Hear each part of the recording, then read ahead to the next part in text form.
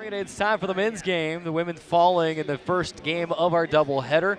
And we transition into the men's game hosting Regis tonight. The Rangers on the win side coming in 10-6 overall, 5-5 in the RMAC, back up to that 500 mark in conference play after a 74-70 win up the road in Salt Lake City last night over Westminster College. This is the TDS pregame show. You move fast. Does your internet? TDS has the internet you need with speeds as high as 600 megabits per second. Move full speed ahead with TDS. Carrick Stegman with you courtside. We'll be joined here momentarily by the coach, Mike Olson, as we break this thing down inside the TDS pregame show. We're going to give you some Lonnie Boys barbecue keys at the game. We'll give you some Boulevard home starting lineups, and we'll get you set for action here as Dixie State is 13-3 overall, 8-2 in the RMAC, and in a first-place tie with Black Hills State, of course, with their head-to-head matchup win over the Yellow Jackets. Trailblazers would be the 1 seed should the RMAC tournament start today. But a lot of basketball to be played before we figure that out. A tough opponent tonight as we bring Mike Olson, my broadcast partner, into the broadcast. I just mentioned how they went up to Salt Lake City. You know, not an easy place to play in Salt Lake City. They win it 74-70, make the trip down here. This is a team averaging about 75 points per game. They shoot it pretty well from the field. They rebound the ball well. They pass the ball well. They do just about everything well, and this will be a tough game tonight for Dixie State. That's right, Carrick. You can't put a price on confidence, and this team's brimming with confidence right now. You know, they're a dangerous team, and no question Dixie's got to come out, and they can't play like they did last night and expect to get the same result. There's got to be a lot more energy and come ready to play, because this Regis basketball team is definitely a good team. Of course, take a look at the Rangers and see some of the key players that you're going to hear from. Of course, I say that every game, and I said that start of the women's game, and then they had someone who was barely even on the scouting report go for a career high 25, and that's really what won the game for Regis in that one. So we always highlight these players, but just know that you may very well see someone step up and have a big night. Christian Little, the point guard, 6'2" senior guard from LA at a LaSalle High School, 15.3 points per game. Good from the field, good distributor, rebounds the ball well as well. Tony Rochak, 6'8" sophomore forward, just a sophomore from Switzerland, 14 points per game, crashes the boards high, doesn't shoot the three well, but a decent free throw shooter. And then the only other player in double figures is Brian Dawson, another guard, 6'1" junior guard from Los Angeles, California, just about 12 points per game. He's 83% from the free throw line, and their best three-point shooter in terms of how many they've made. He's made 23-point shots this season. Now they've got Aaron Bokel, who comes off the bench. He's only attempted 10 threes this year, but he's made 5 of them. So he's deadly from beyond the arc when he takes those. So lots of guys that can score. You look throughout the rest of the lineup, you've got Donald Gibson, 9 points a game. Will Cranston-Lowndes, 7, almost 8 points a game. I mean, the spreading scored out for this squad. You had 5 guys in double figures last night up in Salt Lake City. And a dangerous team. Dixie State will have its hands full defensively, which is where it really all starts for this Trailblazer squad. Yeah, it's another team that can really shoot the basketball. So Dixie's got to extend that perimeter defense and not let them get hot from deep. You watch them in warm-ups, and they're deadly from outside. So last night, that's what got Dixie in trouble. They did not defend the perimeter as well as they could, and had a few guys go off on them from deep. That can't happen tonight with this Regis team, who can definitely shoot the basketball, but they've also got some size. So guys like Hunter Schofield and those big guys, Cameron Chatwin down low, they're going to have their work cut out for them too. The rebounding is going to be key, and just making sure that they're taking care of the basketball and getting as much as they can out of each possession. Of course, Dixie State coming off a win last night, their 13th win of the season. And last night it was Jared Green. Speaking of guys who step up and help you when you need to have someone step up, Jared Green had a career high 17 points last night for the Trailblazers in 17 minutes of play. Hunter Schofield a little quieter with 9 points. He fouled out. Dason Youngblood and Jack Pagankoff, though, big games. And you can always count on those two to have a big game. And, it all starts, I think, inside again. We talked about the depth in the postgame show last night, the depth with Green, with Schofield, with Chatwin. For me, that's, it starts up top with the point guards. But for me, in order to be successful, you have to have at least one of those guys have a big night. Yes. And, again, the bench. We're going to talk about the bench again and how important that bench is. It's going to take not just 1 or 2 guys to get it done tonight. They're going to need everybody. Trailblazers, again, 13-3, 8-2 in the RMAC. They come into this game trying to find a rhythm still. They were kind of up and down last night, got the win. It was their second win in a row after losing 3 out of 4. And hopefully tonight's the night you see them really get back on track. They had a few of those games early before they went out on the road before the holidays where everything was just clicking. And the games were fun to watch. They're always fun, but you hope for everything to kind of come back together tonight. The defensive effort, sharing the ball, not letting up on the offensive end. And we just hope for the Trailblazers to be able to have a complete performance tonight as the time ticks away on our TDS pregame show. Again, Regis coming in, 10-6 overall, 5-5 in the RMAC. Dixie State 13-3, 8-2 in the RMAC. It's a red out inside the Burns Arena tonight as the fans continue to filter in. They're giving out 1,000 free red T-shirts here inside the Burns. And so because of that, Dixie State going to wear the Road Reds at home. Going to look like a BYU Utah game out here, isn't it? It's you got red, blue. No light jersey, just 2 dark jerseys, red and blue. I think it's going to be fun. It'll be cool. Should be fun in here tonight. So that'll do it for our TDS pregame show. We're going to step away. We'll take a 2-minute timeout. When we come back, we will give you the Lonnie Boys Barbecue, keys to the game, and the Boulevard Home starting lineups and get this thing tipped off and underway. 2-minute timeout and back on the Trailblazer Basketball Network. You know, we may have started out small, but we were great. Families and fans rallied behind their team. The community cared, and everyone showed up to cheer.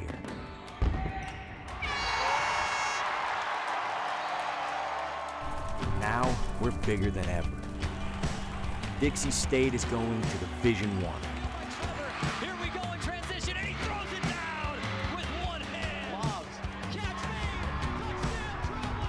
But at the end of the day, it's the community and fans that make us great. Whether you give $5 or $1,000, every dollar, every seat in the stands, every one of you can help blaze our trail to Division I athletics, because this is our team.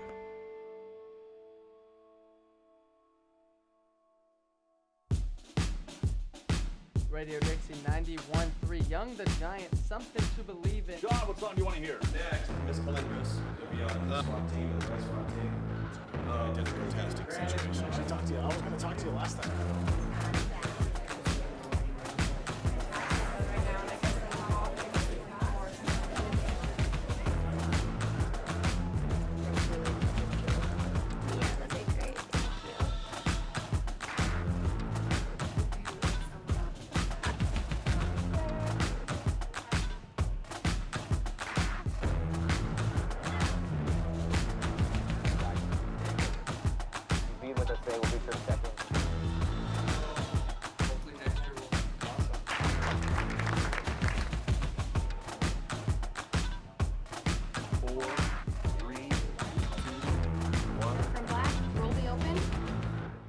Welcome back inside the Burns Arena.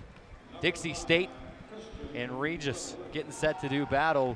We will have a special treat at halftime coming up during the Seven Oaks Jewelers halftime report.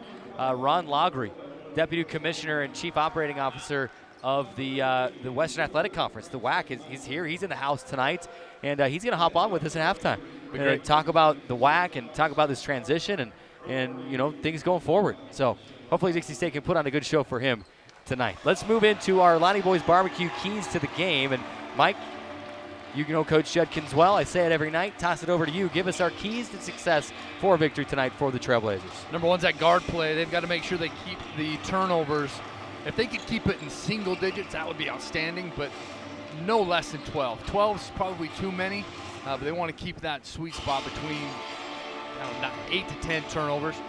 The second thing is rebounding. Coach Judkins hammered it into his guys' head today at shoot-around that they have to do a better job rebounding the ball. Their offense starts with rebounding. So rebounding number 2. The final key for tonight, Carrick, is they have to play with energy. There has to be so much energy. That's energy from the bench, energy from the starters. It's got to be an energetic start for Dixie State and then work on maintaining that energy throughout the game. There you go, your Lonnie Boys Barbecues keys to the game. See what's smoking at Lonnie Boys, located at 980 West State Street in Hurricane. Move on now, our Boulevard home starting lineups. First for the visiting Rangers of Regis, led by head coach Brady Bergeson, his 9th season as a head coach, 5th season at Regis. He's 86 and 50 as a head coach, 70 and 45 as a coach at Regis. It will start like this: Brian Dawson at guard, Christian Little at guard, at forward Tony Rochak, at forward Roberto Vercellino, and at guard Will Cranston Lown. That's your starting lineup for Regis. For Dixie State, they start the same way they have the last couple of nights, and it will be Jack Paganikoff, Jason Youngblood, Frank Stain, Hunter Schofield, and Jared Green. Tonight, head coach John Judkins looking for career win number 560 and Dixie State win number 276. That'll do it for our TDS pregame show. Those are our Boulevard home starting lineups. Remember, when you need home furnishings, buy smart. Buy at the Boulevard where you get the best name brands at the best prices along with the best service. And it is time for the tip. Dixie State again in the road reds. It's a red out inside the Burns Arena. Blue numbers, white trim. For Regis, the road blues, yellow numbers. White trim on the numbers. It will be green. Jumping it for the Trailblazers, it'll be Vercellino. Jumping it for the Rangers. It's going to be 6'9" against 6'8" inside the circle. Let's play some basketball. 20 minutes up on the clock. The referee approaches the circle, makes the toss, and Green's going to win the opening tap. Trailblazers have it moving right to left across your radio dial here in half number 1. Paganikoff to the right side, hand off to Stain. Stain quickly to the left, bounces to Paganikoff. Perimeter left side, now to the free throw line, will bounce it inside to Green, and Green stopped. I think he thought it maybe got kicked, but a turnover, gets out of bounds. Well, he had a layup. If he was ready for it, it was a layup. That would have been an assist for Jack Paganikoff, but now he ends up with a turnover here with 10 seconds into the game. Regis the other way, a layup up and in for Brian Dawson. He's got a quick 2. Dawson, 12 points per game this season. Last night up the road in Salt Lake City, had 12 points. Bounce inside, here's Green, and he'll lay it up and in to answer. They're tied at 2. Much better job connecting on that. You can see that tandem, Paganikoff-Green. They like that combination early tonight. We are tied at 2, 19-10 to play. We mentioned the energy in the pregame show, and both teams showing it early. Dawson on the right arc, into the corner, will bounce it inside. They'll swing it to Little. Little has it stripped out of his hands and into the hands of Jared Green, ahead to Paganikoff up the left side of the floor. Dribbles through his lane, stutter step, inside, hangs, can't hit. A little bit of contact, lost out of bounds off of Schofield and out of bounds. Coach Judkins pleading for a foul, not going to get it. Well, both he and Jack Paganikoff are wondering. You see Jack Paganikoff goes up. Got hit across the head. Yeah. A lot of contact there on that shot. Then Regis gets the basketball because falling out of bounds, they threw it off of Hunter Schofield's leg. So not a call, but back on the defensive end for Dixie State. Got to get a stop. 18:40 to go. Half number 1, we are tied at 2. Cranston Lown over to Rochak. Rochak loses it, and they're going to say it was tipped out of bounds, and it'll stay with Regis. Dixie State coach is saying no one touched it. I'm not sure if any of the referees really saw it. They kind of all looked at each other. No Dixie State player touched it. Right through Frank Stain's arms. Out of bounds. So a call on both ends going against Dixie State early. We'll see if they can keep their heads here, stay in this game. We're tied at 2, 18:25 to play. Vercellino into the right corner. 3 on the way from Little. It's up and in. He's got 3, and it's a 5-2 Regis lead. Frank Stain to answer, right corner. Bang!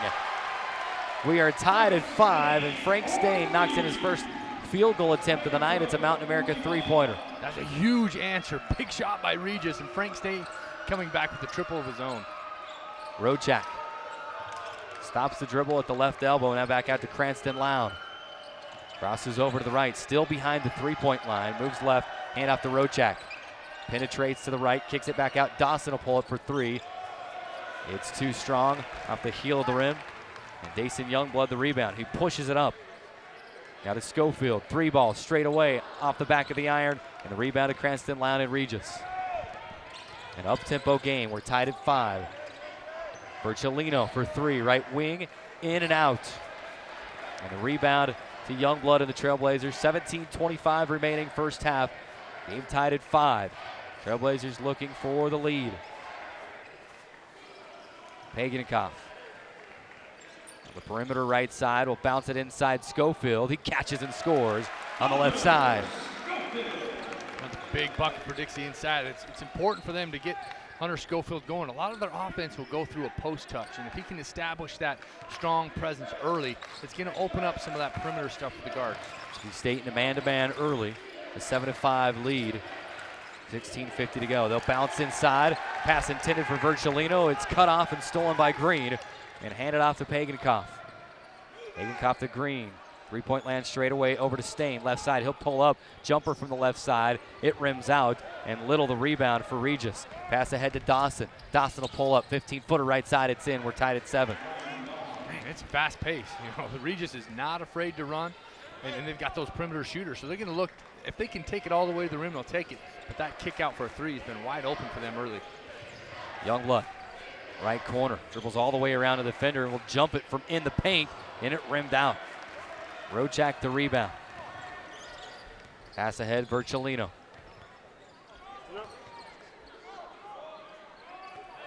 Now Little. Back to Virgilino. Ball knocked away by Paganikoff. He's got the steal. Under 16 to go. We'll have immediate timeout next whistle. Wraps it into the corner. Stain for 3. Too strong. And the rebound is taken by Christian Little. And do we have a foul against Dixie State as well? I think we do.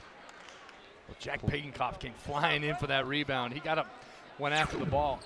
And it's going against Jared Green. Got his arm stuck in there, and that'll bring us to the under 16 media.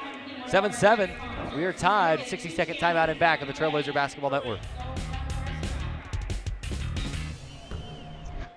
When I was your age, I was just like you, fascinated by stars.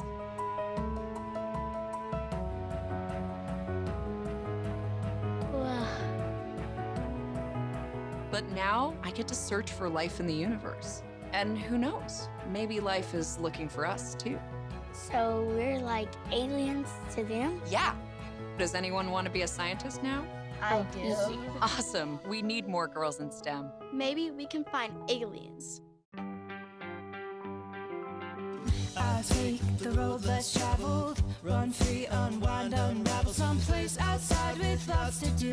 Green trees, red rocks, and don't forget that blue sky. The sunshine shining, sunshine pouring on me. Think I might just stay a while. Say hooray all day because the sun is gonna shine on me. Sun is gonna shine on me. Sun's gonna shine on me. Timeout's brought to you by Dairy Queen. If you sign up for the DQ mobile app, you can receive a free small blizzard. New deals every week. Remember, this is fan food, not fast food. And Dixie State and Regis tied at 7. Trailblazers 37% from the field. Regis 60% from the field, as this has been an up-tempo game. You mentioned it was going to be energetic. Both teams were going to be after it. You know, it's going to be, I think, a case of which team gets tired first tonight, as it is up and down. Both teams taking at each other. Well, and it's going to come down to the bench, right? I mean, guys get tired. It's the next man up, and hopefully, big minutes. So we just had a sub. We've got Cameron Chatwin in, Andre Chatwin's Wilson. in. So let's see what kind of energy these guys bring. Regis, not Colorado Christian, with possession. Colorado Christian was last night. Yeah. They're in Salt Lake City right now. Here's Dawson on a 15-second shot clock to Virgilino. Over to Dawson, right wing 3 on the way. It's short. Jack Paganikoff the rebound. He's off to the races. Cross-court pass to Wilson. Right wing now to Schofield, perimeter right side. A swing at left wing now. Paganikoff hesitates, stops, leaves with Schofield. A couple of dribbles inside to Chatwin. The left-hand layup is good. Great ball movement, and Chatwin has his first bucket of the night. Dixie State a 9-7 lead. Good start for Cameron Chatwin. He had awesome position there. Felt comfortable with the release, so that's a great sign for Dixie State. 15 minutes remaining, first half. A 9-7 lead for the Trailblazers. Here's Dawson. 6'1" junior guard from Los Angeles, swinging it around. Cranston Lown will try to kick to the corner. Penetrated inside, tried to kick to the corner, was looking for Michael Benz, but Benz had moved to the wing, and he threw it out of bounds. Dixie State has it back. Well, Dixie's causing some problems defensively with their double team. So the ball goes in, and they do that double team where they'll run somebody at them until they pass the ball, and then they get back. And the rotations have been excellent tonight. So that double team's been very effective. Pagankoff will bounce inside to Hunter Schofield. Can't get the layup to go, but he is hacked on the arm, and he'll get a couple of free throws from the Vintage at Canyonlands free throw line. You know, one thing watching the game again last night, one thing I noticed is Jack Pagankoff really has a set of 2 guards that complement him really nicely. Andre Wilson, and you got Youngblood that comes in. Those 2 guys, when they're in the game with Jack Pagankoff, that combination is tough. And Jack knows it, and he's able to create some offense. When you add Hunter Schofield into the mix and Cameron Chatwin and Jared Green, that combination's tough. Schofield splits the trip to the free throw line, and Dixie State a 10-7 lead. Regis the other way. Virgilino on a 14-second shot clock to Benz. Benz will bounce it to Bokel. Bokel, top of the key for Virgilino. Back to Bokel, left wing 3 on the way and in. We talked about him in the pregame show. He's only attempted 11 three-point shots this season now, but he's made 6 of them. Over 50% from beyond the arc, tied at 10. Schofield working on Virgilino on the left block, kicks it out, Wilson left wing. Now to Chatwin. Chatwin quickly to Stain, has it knocked out of his hands. Stain wants a foul, said he got hacked on the arm, no whistle, we play on. Jack Pagankoff will pull up for 3 left wing, and it bounces out of bounds. Schofield sprinting after it. He ends up almost up in the bleachers, up in the seats, but he can't quite get it. Regis has it back on the team rebound. Both teams putting up a lot of 3-pointers tonight. We got Dixie's 1 for 4, Regis 2 for 5. The last 4 shots for Regis, they've been 1 for 4 from the 3-point line. Do not want to see them get hot. You're tied at 10, 13:35 remaining first half. Rangers with possession. Here's Gibson. Now to Little. The leading scorer on this Rangers squad. Now Bokel, pump fake, will drive inside off the window. Couldn't score it, but a foul will go against Chatwin. And Aaron Bokel to the free throw line, where he's a 71% free throw shooter this season. You see Nichols, he flew out of the 3-point line. He did not want to give up an open 3. He was off balance just enough that they were able to get by him, but he did a good job of taking the 3-point shot away from him. First free throw is good for Bokel. 4 points for Aaron Bokel. We'll try to make it 5. Leighton Parker will check in for Frank Stain. So on the floor for Dixie State, Leighton Parker, Jacob Nichols, Andre Wilson, Cameron Chatwin, Dason Youngblood. For Regis, it's Little, Rochak, Bokel, as he makes his second free throw, Benz, and Dawson. No, excuse me, that's Gibson. 12-10, Regis on top. Quick 5-0 spurt for the Rangers after Dixie State had taken a 10-7 lead. Parker will hold. And the angle right side. Flips it to Youngblood. Quickly inside. Chatwin, and he scores with contact. Left his feet, had to adjust midair because the Regis player was flying at him. He's still able to get it on frame. Scores it with a foul. Well, if you see this, the reason why Gibson was on him is that Regis is switching all those screens. And so as soon as Dixie noticed that they had a big on a guard, big just rolled right to the basket. Everybody else cleared out, and they had a mismatch there with Cameron Chatwin and Gibson on him in the post. So great read there by Dixie State, recognizing the switch and getting the mismatch. Chatwin will miss the free throw. Trailblazers 1 for 3 from the stripe early. We approach the under 12 media timeout. Bokel to Rochak, working on Chatwin. Right side of the floor. Swing it around to Benz. Benz into the paint. Back to the left wing, Rochak.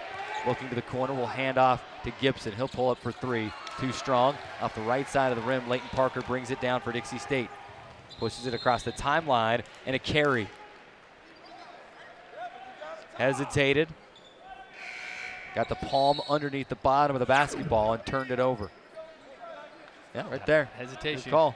Put it in your pocket, and they're going to call it. 12-12, Dixie State and Regis all knotted up with 12:27 to go in the first. Little to Rochak. Rochak back to Little. Little looking back door, nothing there. Instead back to Rochak. Penetrates center of the lane. Will hand off inside. Eberikwe just checked in, and his shot is disrupted and taken down by Cameron Chatwin. To Youngblood. Chatwin looking inside, trying to bounce it into Jacob Nichols. Ball was kicked. Dixie State will have it. 22 seconds on the shot clock, but first, the under 12 media timeout with exactly 12 minutes remaining. We are tied at 12 at the 12-minute timeout. We'll take a 60-second timeout and come back on the Trailblazer Basketball Network.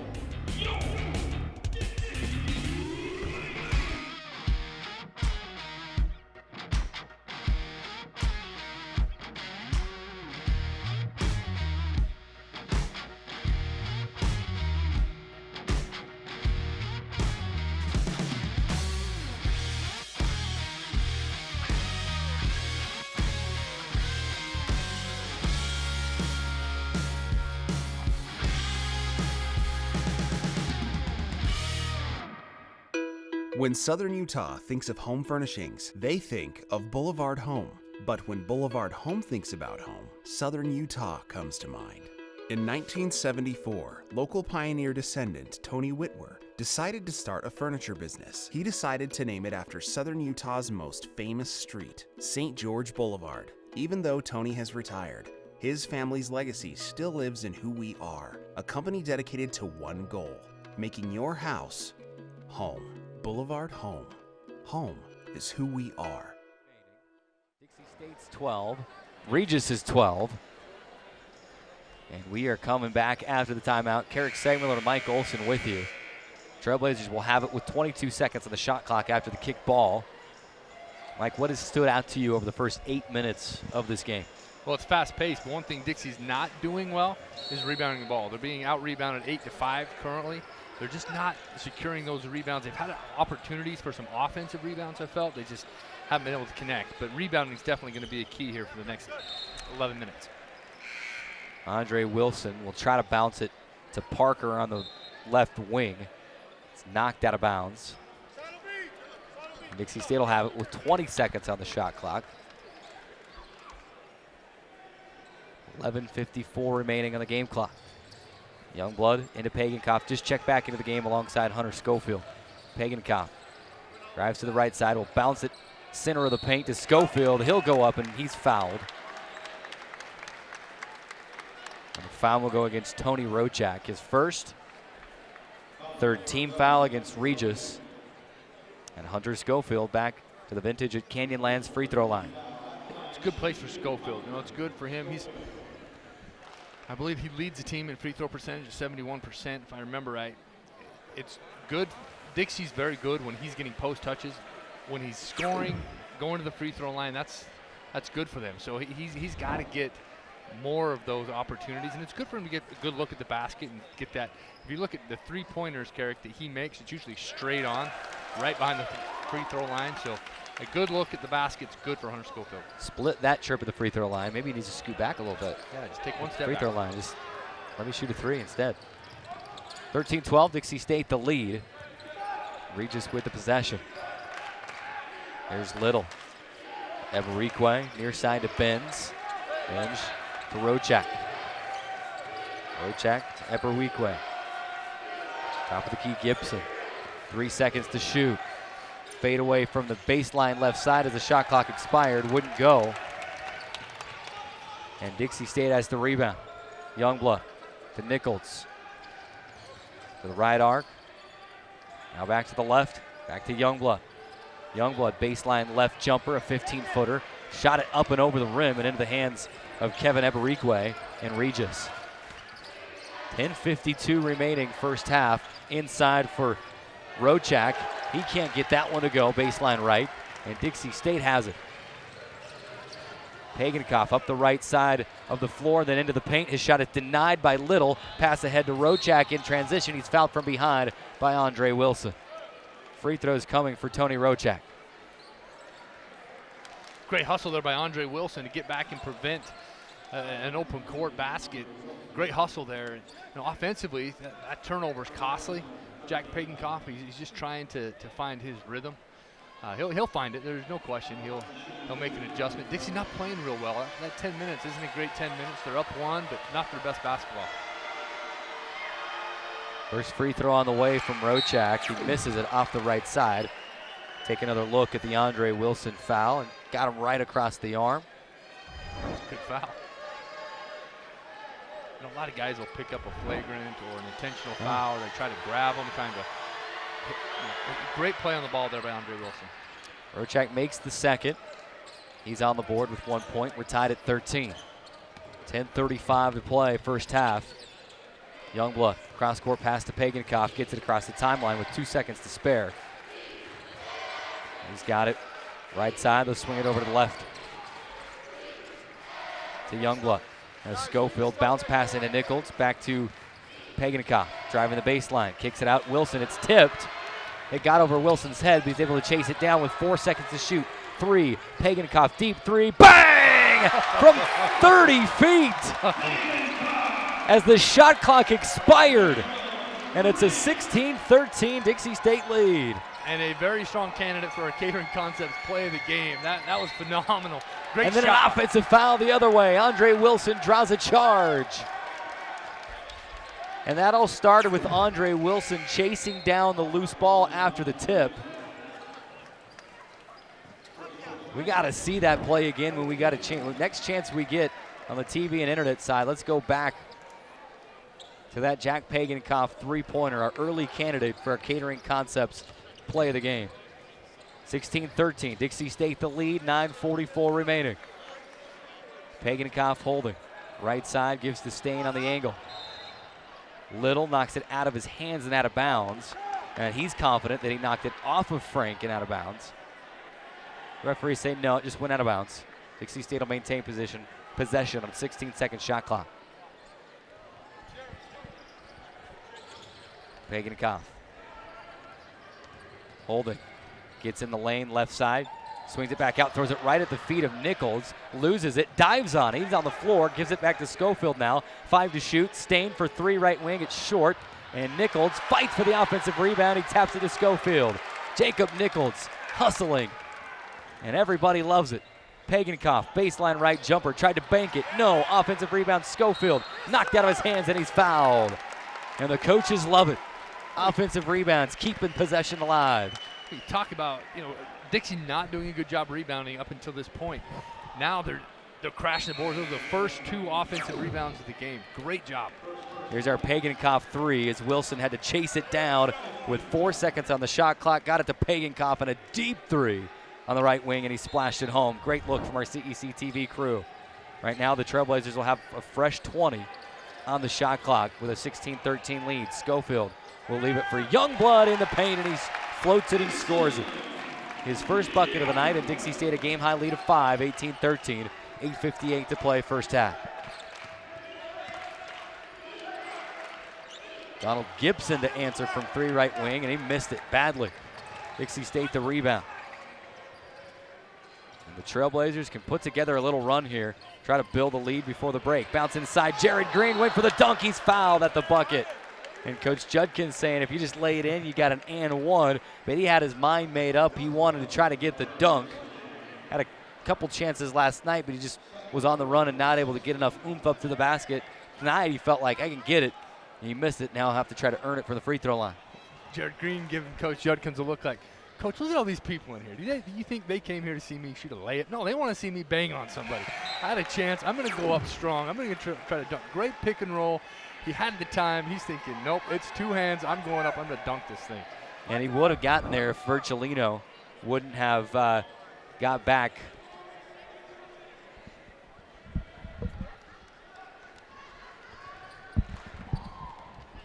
To make the foul. First free throw is good from Jared Green. Second free throw too strong and off the left side, 19-13.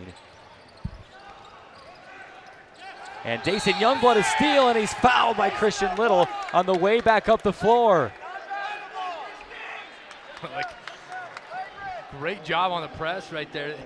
It completely caught Dawson off guard. You see him coming across the timeline, and he stopped in the one place you can't stop as a point guard. The second he crossed the timeline, both guards trapped him. He had nowhere to go in front of him, nowhere to go in behind him. Ended up turning the ball over. It's the 7th team foul, and so it's 1-1 for Dason Youngblood. Coach Judkins is asking for an intentional foul because there was no play on the ball. Yeah. It was a frustration foul for sure, as Youngblood anticipated the pass, got the steal, and was fouled. So he's to the line to try to make one and earn one. First one's up and in. He's got 3.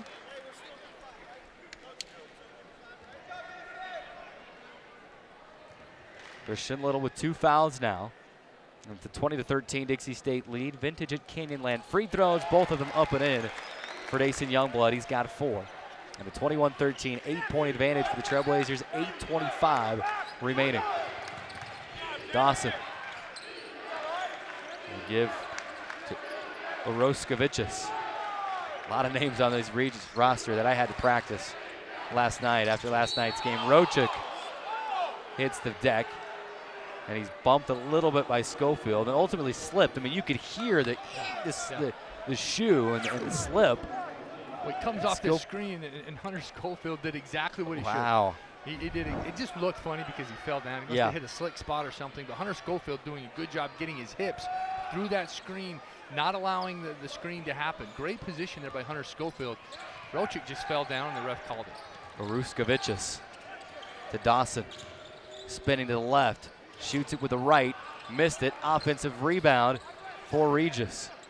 Cranston Lown gives to Oroskovicius. Back to Cranston Lown, 13 to shoot. On the right side, Bokel. Inside of Rochak. And another foul. This time it's Jared Green, his second. Under 8 media timeout, 7:45 to go. Dixie State a 21-13 lead. Take the 1-minute timeout, come back on the Trailblazer Basketball Network. Camping World is here to help you connect to adventure and explore the outdoors with friends and family. Offering new and pre-owned RVs to fit every budget and thousands of parts and accessories for any need. Camping World has it all. With over 130 supercenters nationwide, you're never far from America's #1 RV dealer. No matter where your adventures take you, whether you need an RV, parts, or service, Camping World is here to help you every step of the way. Visit Camping World in St. George or shop campingworld.com today.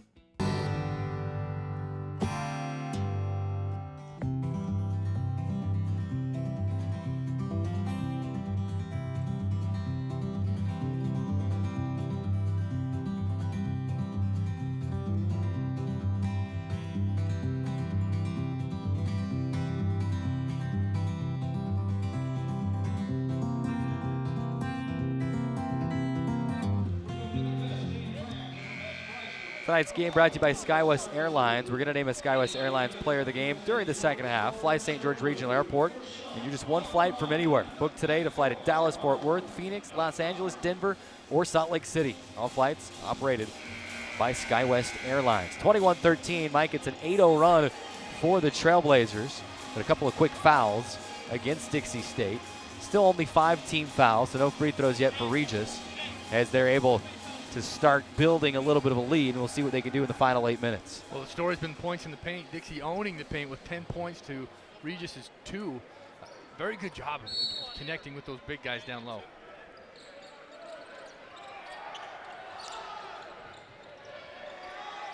Regis with possession. 15 seconds to shoot. Rochak with the Bokel. Bokel whips it inside, looking for Cranston Lown, and it's tipped out of bounds by Dixie State. 10 seconds on the shot clock, 7:34 on the game. 21-13, Dixie State lead. If you're just joining us, it's been tied for most of the game. Dixie State on an 8-0 run. They take a 21-13 lead, and almost a turnover for Regis. Here's Oroskovicius. Fadeaway jumper from the left elbow as the shot clock expired. Couldn't get it to go. Dixie State the rebound. Quickly ahead to Youngblood. He'll pull up 17-footer right side, and he knocks it in. 23-13. Dixie State a double-digit lead. Huge shot there, and that's what they need to get the rhythm going. Defensively, you see Dixie switched up their defense a few times now. They They sprinkled in a press here and there, but now back to a man-to-man. Rojak will drive inside. He answers with a lay-in off the backboard, 23-13. Dixie State an 8-point lead. Pagankoff has it on the right side. Schofield is fouled inside by Rojak, and by my count, that's going to be his second foul. Second personal.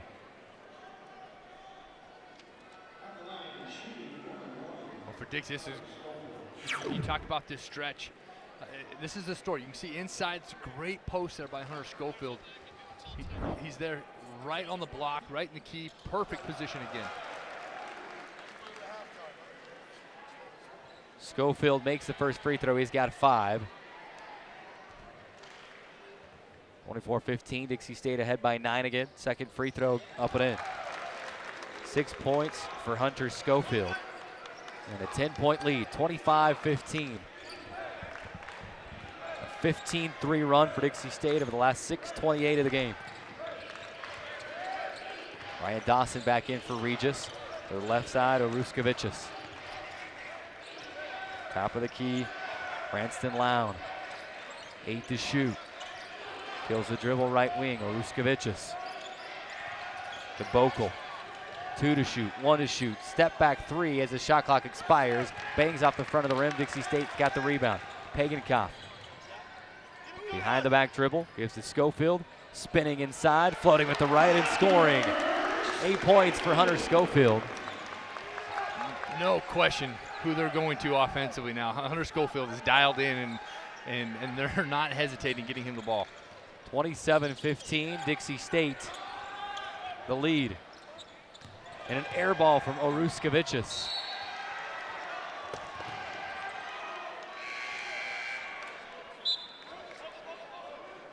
Dixie State will have it back. 27-15, a 12-point Dixie State lead, 5:52 to play in the first. A host of substitutions by the Rangers, and they're going to say that the ball was tipped, and that's why it was an air ball. Regis still has it. Pass inside, Little, reverse lay-in, right to left is up and in. He's got 5. That breaks a dry spell. They were 1 for 10 in their last field goals on that 17-4 run by Dixie State. And a steal, Donald Gibson. Has it for Regis, will drive inside, he misses, but a late whistle rings out, and free throws coming for Regis. Transition defense on the turnover. You turn it over, you got to sprint back and stop the key. That time Dixie getting whistled. Regis to take it out underneath. But man, they put together a strong run, and this is what we talk about with this Dixie State team. They've got to be able to put teams away. They had that lead. Now Regis is starting to put some pressure on them, and how they answer is going to be key here in the next 5 minutes. Lob in, Michael Benz. The left side now, Dawson. Dawson gives to Gibson, holding on the angle right side. Will bounce it to Little, driving the baseline, and he ran over Hunter Schofield. And that's his 3rd foul. Hunter Schofield, perfect. I mean, he's right where he needs to be, moves his feet, steps outside the circle. Great position there to pick up the charge. And Little didn't even make much of an effort to get the ball up. I mean, he just was intent on getting some contact and running Schofield over. Gets called for the foul, his 3rd.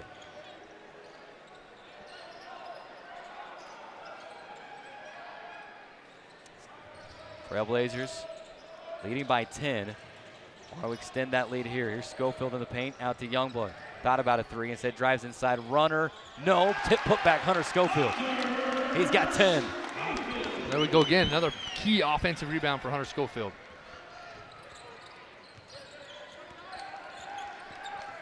A 12-point advantage for the Trailblazers.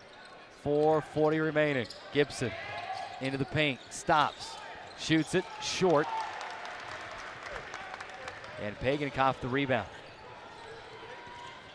Jack to the left side.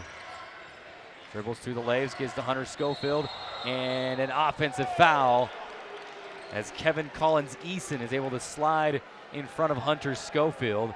And Hunter came down hard. He's back up, making his way back down the floor. Hard drive by Hunter Schofield. And, I don't think there's no position there. Yeah, I don't think he quite got there in time, but man, that's a tough call. I'm glad he got the call because he really yeah, he deserves it. For a player to take a hit like that and not get the call. I think if you were to vote, I think that official would have been outvoted 2-1. Yes. Yep. I think the other official was ready to call a block. 29-17. Dixie State a 12-point lead until Brian Dawson splashes home a 3 straight away. And it's 29-20. Dixie State lead is cut to 9. 4:02 remaining. Josh Newbold, his first touch of the game. He just checked in, takes a pass, and he'll score it. It's good to see Josh get that bucket. He's continuing to work hard. Cranston Lown drives the baseline, hangs, flips it off the window, but it is way off the mark. Dixie State the rebound. Here's Pagenkopf to the free throw line. To the left, he hangs, and he'll lay it in with the left hand. 5 points for Jack Pagenkopf, just like that, a 13-point lead again, 33-20. Under 4 media timeout coming next whistle. Cranston Lown to Rochak. Rochak, ball is tipped, but it still gets to Donald Gibson. He'll fire a 3 left wing. It's short, and Andre Wilson chases down the rebound. 3:15 to go. Dixie State really pushing the issue here. Nichols will drive inside, kicks to Pagenkopf, left corner. Jack around the screen, tries to throw it to Frank Stain, and it's stolen by Donald Gibson. He tries to dunk, and he is denied by the rim. Offensive rebound, though, for Michael Benz. Whistles. Was it the shot clock? Did not reset after the missed dunk, or it reset. It'll bring us to the under 4 media timeout as they get the shot clock settled. It's down to 18, and Dixie State with a 33-20 lead. 2:56 to go in the first. We'll take a 30-second timeout and come back on the Trailblazer Basketball Network.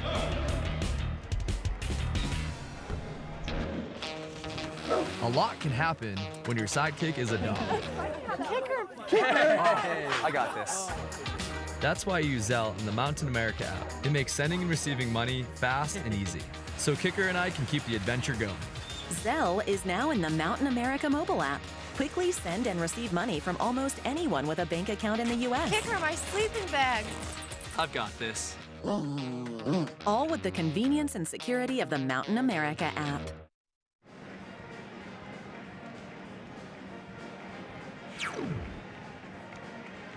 Welcome back inside the Burns Arena. Regis has the ball still, but Donald Gibson's probably still feeling that one a little bit as he had a transition, could have laid it in, tried to go showtime and missed the dunk, and for a player, that's the last thing you want to do. Fortunately for the Rangers, they still got the ball back on an 18-second shot clock. Yeah, that's the type of missed dunk. You might need to get your shoulder checked by the trainer. That hurts. Fortunately for Dixie State, they get the ball back.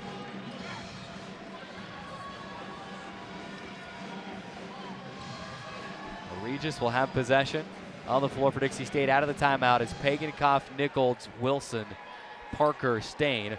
For Regis, it's Dawson, Bokel, Benz, Rochak, and in the corner is Gibson. Inbound pass goes to Dawson. Dawson to Bokel. Kicking it to the corner, intended for Rochak. He loses it off of Frank Stain, and it will stay with Regis on a 6-second shot clock. Dixie coming out of that timeout with a little bit different look defensively. It caught Regis off guard, took him a little while to find a play. Led to, we got 6 seconds on the shot clock. Here's Rochak with 4, driving inside with 3, passes, and it's stolen by Frank Stain. Quick bounce ahead to Pagenkopf up the left side of the floor. Angles right inside the paint, back to Parker. Parker to Stain. Stain cross-court pass to the right wing and Pagenkopf. Pagenkopf denies a screen from Stain, instead passes into the right corner, and Andre Wilson for 3. Yes, sir. 36-20, Dixie State by 16. A Mountain America 3 ball. Fortunately for Andre, that went in because I think it was a little bit too early in the shot clock. It was contested. Not the shot you want, but you'll take it when it goes in. It's always the right play when it goes in, right? Rochak the other way. He's going to drive inside, and it ends up Rochak at 6'8" against Leighton Parker at 6'3", a mismatch under the basket. He'll get the bucket and the foul.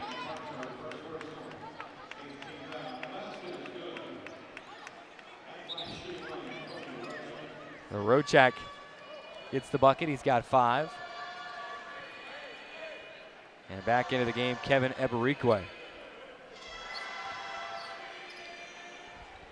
They still haven't put the original points up on the scoreboard from the layup. It's up and in. 6 points. Scoreboard reads 36-21. There we go. Now it's up to 23. Always have to point that out because our scoreboard, our scorebug on the TV side is Pagenkopf is fouled on his way back up the floor. The scorebug is tied directly into that scoreboard behind the scoreboard, and if it's wrong on the scoreboard, it's wrong on our TV side too. So Pagenkopf gets fouled. That's the 10th team foul against Regis, so 2 free throws coming for Jack Pagenkopf at the 2-minute mark and a 36-23 lead. Good game here for Jack Pagenkopf. You know, he's had the ball in his hands a lot. He's making plays either with a dish or a take himself. Just a heady point guard here, takes care of the ball. You can see he gets pushed out of bounds. To go to the free throw line, knock down some free throws. And Pagenkopf makes the first. He's got 6 points, 3 rebounds, 4 assists. Second free throw on the way. Too strong, it rattles out. Tapped out of bounds by Nichols. Good try. And just for giving it a try, he kind of points like it went off the other player. And referee smiles and says, it wasn't even close. Yeah. Jacob agrees, he smiles, and it's worth the shot. 1:53 to go. Trailblazers leading by 14, 37-23. Rochak, baseline left, gets to the bucket, hangs, can't hit. But he is hit. And free throws coming as Andre Wilson called for his second foul of the night. The pace of this game just really changed. A lot of free throws, a lot of fouls. We're sitting at 19 fouls for the half. Both teams shooting a lot of free throws. Dixie 8 for 13, Regis 4 for 5. It's been the difference here. It's really slowed the pace down. First free throw up and in for Tony Rochak. Rochak tonight 3 for 4 from the stripe. He'll have one more. He knocks it in. 8 points.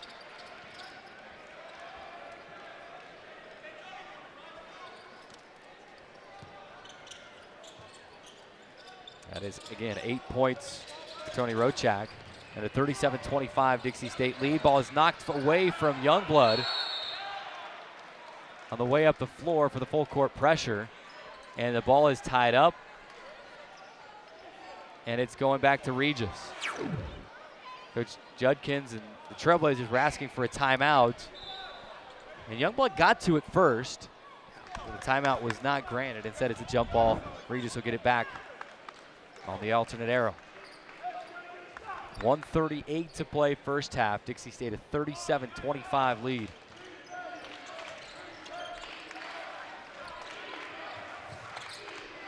Eberikwe, left wing. Passes into Rochak. One more look, back door for Bokel, but he misses, and here comes Dixie State. Pagenkopf in transition, spinning away from a defender, and he'll lay it up and in. Another candidate for our Catering Concepts play of the game. You know, he did a great job setting the defender up. He knew exactly what he was going to do and set that spin move up beautifully. 39-25, Dixie State a 14-point lead, and Jack with a steal. Pagenkopf pulls it out with less than a minute left in the half. 55 on the game, 23 on the shot clock. Parker, right corner. Top of the key now. Pagenkopf crossing over to the left, splits 2 defenders, and he'll lay it up. No, short. Nichols, the offensive rebound. He's knocked to the ground, no whistle. And Bokel will chase it down for Regis. Hand off to Dawson. To the right side of Gibson. Fires a 3 and hits. And a timeout call by Coach Bergeson after the made 3. Boy, a swing there. Big Looks swing. like Pagenkopf had another lay-in. Wouldn't stay in the bucket. As we take a look at Jack Pagankoff driving inside, hesitates, spinning away from Brian Dawson. He lays it in. Great move by Jack Pagankoff. 2 nights in a row, we've seen a brilliant play by the point guard. We just makes a play. He just slows things down. He sees the floor really well. He's got such good control. You know, he's able to spin between those 2 defenders, not lose his balance, and go up strong and finish. 11-point lead, 39-28. 34.1 seconds remaining in half number 1. It'll be Dixie State possession after the Donald Gibson 3-pointer.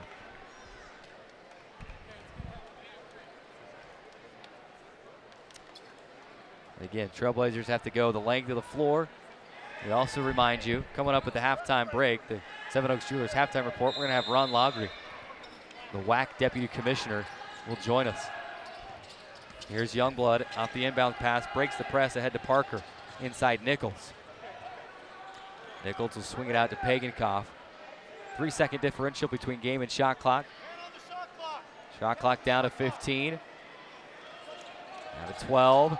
Pagankoff spinning to the right with 10, bounces into Youngblood, pump fake, will throw up a shot off the mark. Nichols offensive rebound, put back no, tipped around. Parker had it, it's loose on the floor. Parker still got it to Stain, and he'll score it off the window. And the fist pump from Coach Judkins afterwards. Love that effort. I mean, that ball was tipped, it was grabbed, it was shot, it was tipped again, missed. I mean, how many times do you see this? Youngblood shot misses, Nichols miss, a rebound miss, another tip by Pagankoff miss. Leighton Parker picks it up, finds Frank Stain for the kisser off the glass. What a great possession and a great way to end the half. And Coach Judkins had the hippity hop in front of the bench last night, and tonight going with the Tiger Woods fist pump. 41-28, Dixie State a 13-point lead. Let's go right into our Seven Oaks Jewelers halftime report. And we are going to have a special guest join us here at halftime as we get the headset situation figured out. Mike, you just pull one of those chairs over here during halftime as well. And we are joined here inside the Seven Oaks Jewelers halftime report by WAC Deputy Commissioner Ron Laugry. Ron, thanks so much for being here with us. Oh, it's fantastic. Happy to be here. First trip inside the Burns Arena, I imagine, or no, have you been? You know, I've stuck my head in it a couple times, because I used to live here in Utah. So, but yeah, first time to take in an event, definitely. What do you think so far? Oh, it's very, very good. You guys do a great job here. It's a great atmosphere. Team playing well. It's very good, very encouraging. We're excited to have you on here at halftime. Glad that we could make this work, and obviously the elephant in the room, Dixie State in its final season in the RMAC and in Division II, and up going to Division I and into the Western Athletic Conference, and coaches, players, fans, the community is so excited. Can't wait to get there. A lot of work to be done between now and then still. But when the WAC looks at Dixie State, and we had this discussion, earlier last year when the announcement was made. When the WAC looks at Dixie State, what do you guys see from your perspective about what Dixie State brings to the conference as a new member of Division I and the conference? Well, from my perspective, what my input was, as I indicated, I lived in Utah, so I knew what Dixie State meant to St. George and the southern Utah area. So I knew what the potential was. Certainly wasn't my decision or anything like that, but my input was that you're really bringing in a very strong community team. Community gets around this team. But also the West. We're trying to put the West back in the name WAC. So this fit the footprint, and the sports Dixie State offers really meshes with what we have and what's important to our league. We're chatting with Ron Laugry, Deputy Commissioner of the Western Athletic Conference. Been in the conference for about a year now, if I understand, after a long time in the Big Sky Conference. You are very familiar with this level of Division I and FCS and football. Of course, Dixie State will be competing at the independent level in football. What are some of the things that you're looking for from Dixie State in the early going of their membership in the WAC? Obviously, we still have another 6 months before it's official. Trailblazers are excited. They'll be back, natural rivals again with UBU up north in Utah, but also Grand Canyon and California Baptist, who Dixie State was with inside the Pacific West Conference before making the move to the RMAC. It's just a great move all around. Gonna be exciting. You touched on it. When we sat down to do scheduling, it was here we have a travel partner for UVU that just makes sense. And once we laid that out to the membership, because there was these feelings, your new team coming in, maybe they shouldn't, but it was such an obvious thing to put you and UVU as a travel partner. Team comes in and out of Utah. But really what we're looking for is just the constant improvement of every sport. I think the first year is always a wake up call and see where you're at, and then you gauge from there and move forward. But like Cal Baptist did, they just they saw what they needed, and they've moved forward, and they probably one of our top seeds going in the tournament if they were eligible. So that's what we're expecting and hoping, and and you touched on the FCS football. I think some things are going to change in the West with that. I think there's some potential there, and we're always looking at that. We don't have football, as you know, but if we can create a Western Athletic Conference football league, we look at as like the Missouri Valley Football Conference. Something akin to that. That's really a goal. It's out there a ways, but it's something we're always looking at. And I think it's a lot. I get asked that question a lot. People around here, they want to know, how long is football going to be independent? Of course, here in Utah, people look up the road at BYU and they go, I don't know how independence has really treated BYU. So that's what they have to compare it to. And scheduling's tough. And so that's good to hear that, that definitely there's some research being done. And can we bring football back to the WAC? Obviously, you'd have to add more football playing schools. That's the number one thing. What are some other boxes you'd have to check off in order to bring football back to the WAC? Well, where I came from, there were some affiliates. And so maybe there's some potential there. And we don't know what it is until we explore it. But, maybe they're not members per se, but affiliate members that can create a football league. Again, much like the Missouri Valley Football Conference is a mesh between Missouri Valley teams and Summit League teams to create this football league. And maybe there's a potential there for something like that, and so we bring in Tarleton State. They're a very strong football program. They're in Texas. So what is in Texas that maybe there's some opportunities there? The Southland, the Big Sky is really big. What's going to happen with the Big Sky? I know they're doing exploratory studies on what their goals are. So, I just don't think we're 4 years from now we're going to be sat here in the same situation. I think there's going to be potential for creating something. And I know that's Commissioner Hurd's goal before he retires is he wants some form of a WAC football league, and we're going to try to get it done. Well, we're all for it. I can tell you that much. We're chatting with Ron Logry, Deputy Commissioner and Chief Operating Officer of the Western Athletic Conference. Came from the Big Sky, so certainly familiar.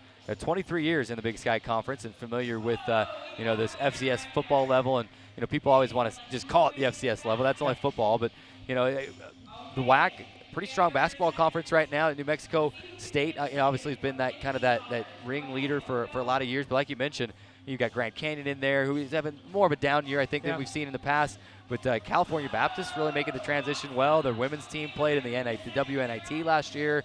And like you said, if their men's team was eligible right now, they might be one of the top seeds going into the WAC tournament.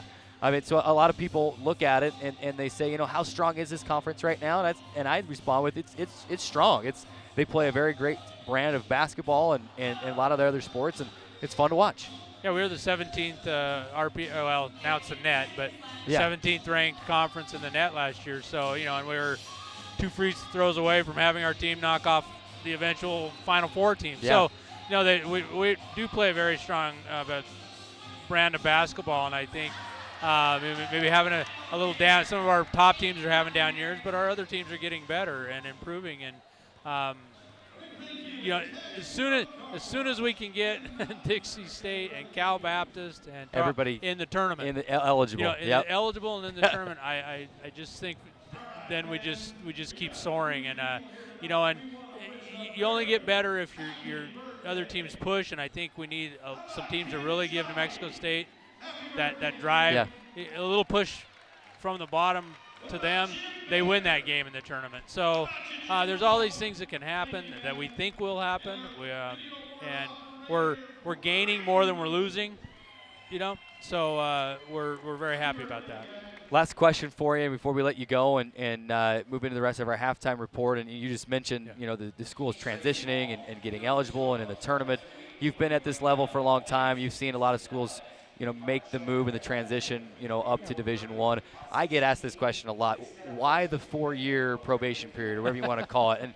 And my response is, well, we're probably not going to make it into the postseason anyway in those 4 years. And that's maybe not the best answer, but obviously there's certain things that you have to meet and do each year to continue that transition. But that's just one question I get asked a lot. Maybe you can answer that for some of our listeners. Well, I and viewers. can, because I have been around so long. And what used to happen is teams would go to Division I, get the benefit, get the let's just say it, the money. There's Division I, there's some basketball payout, maybe some football payout, and then we'll go back to Division II. So there had to be some. You had to put in the work basically to become Division I, and that where they came up with 4 years, who knows? Because but there's Cal Baptist is ready in 2. Certainly. Maybe some schools not ready till 4. And so someone in the whole NCAA structure thought 4 years was a great. Yeah. I think that's freshman, sophomore, junior, senior, maybe. I don't know. Yeah. Yeah. We're always wanting those 4-year players. So why not 4 years? So I think that's where it came from. But yeah, there was a huge problem back a long time ago with up and down teams going, schools going up and down, and they just put an end to it. Yeah. So that makes sense. Want to make sure that that really serious about this and make it work. You want it to stick. It's keep schools. Yeah, it's a huge money outlay. It's a huge resource outlay. So if you're going to do it, you better be serious about it. And I think that's why they did that. And I think we're getting teams and schools that are serious about it.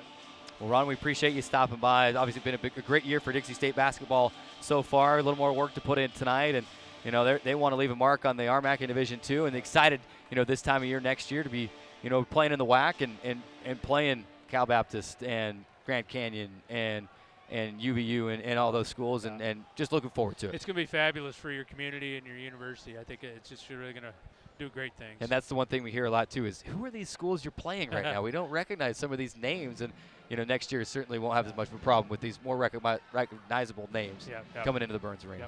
Thanks, Ron. Appreciate it. Well, I appreciate it. Thank you. Thank you. And that's Ron Loggery joining us in the Seven Oaks Jewelers halftime report, and definitely extremely excited to be moving into Division I level and into the Western Athletic Conference. And the Trailblazers with a 41-28 lead at the half. Let's go ahead, and I know we're late in the halftime break, but let's look at some first half highlights if we've got those ready in the truck. And, Dixie State got this thing started early. Jared Green kind of picked up where he left off early last night. Frank Stain hit his first shot attempt, got a 3 to go. Jack Pagenkoff was just making plays, whether it's scoring, whether it's passing. As a senior leader, really making his mark on this team. Cameron Chatwin came in. That's the thing about this Dixie State basketball team, is it's not just one person. It's everybody. It's the Trailblazers. The team is the star. Jack Pagenkoff, that was our first candidate for a Catering Concepts play of the game. A deep 3. You see Youngblood getting involved in the offense. Here's Youngblood again pulling up from 17 feet. Tons of first half highlights to go over. Pagenkoff to Schofield. He's got 10 points. He really had a great half. A tip put back there for Schofield. Pagenkoff again hitting with the left. And we still haven't even gotten to Pagenkoff's spinning layup. Here's Andre Wilson in the right corner. And here we go. Pagenkoff hesitates spinning. For me, that's our leading candidate for Catering Concepts play of the game. This is that hustle play at the end of the half where about everybody got a touch on it. And then Frank Stain kissing it off the window and in. Mike, welcome back. Hey, thank you. You bailed on me during the interview, man. Where'd you go? I had to take care of some business. I'm just kidding. I drank 3 of those 20-ounce bottles of water. Hey, you got to keep the mouth moist and ready to go. So that half couldn't get over quick enough when we sat down for that interview. Dixie State a 41-28 lead. We're going to go ahead. We'll take a 2-minute timeout and come back with the second half on the Trailblazer Basketball Network.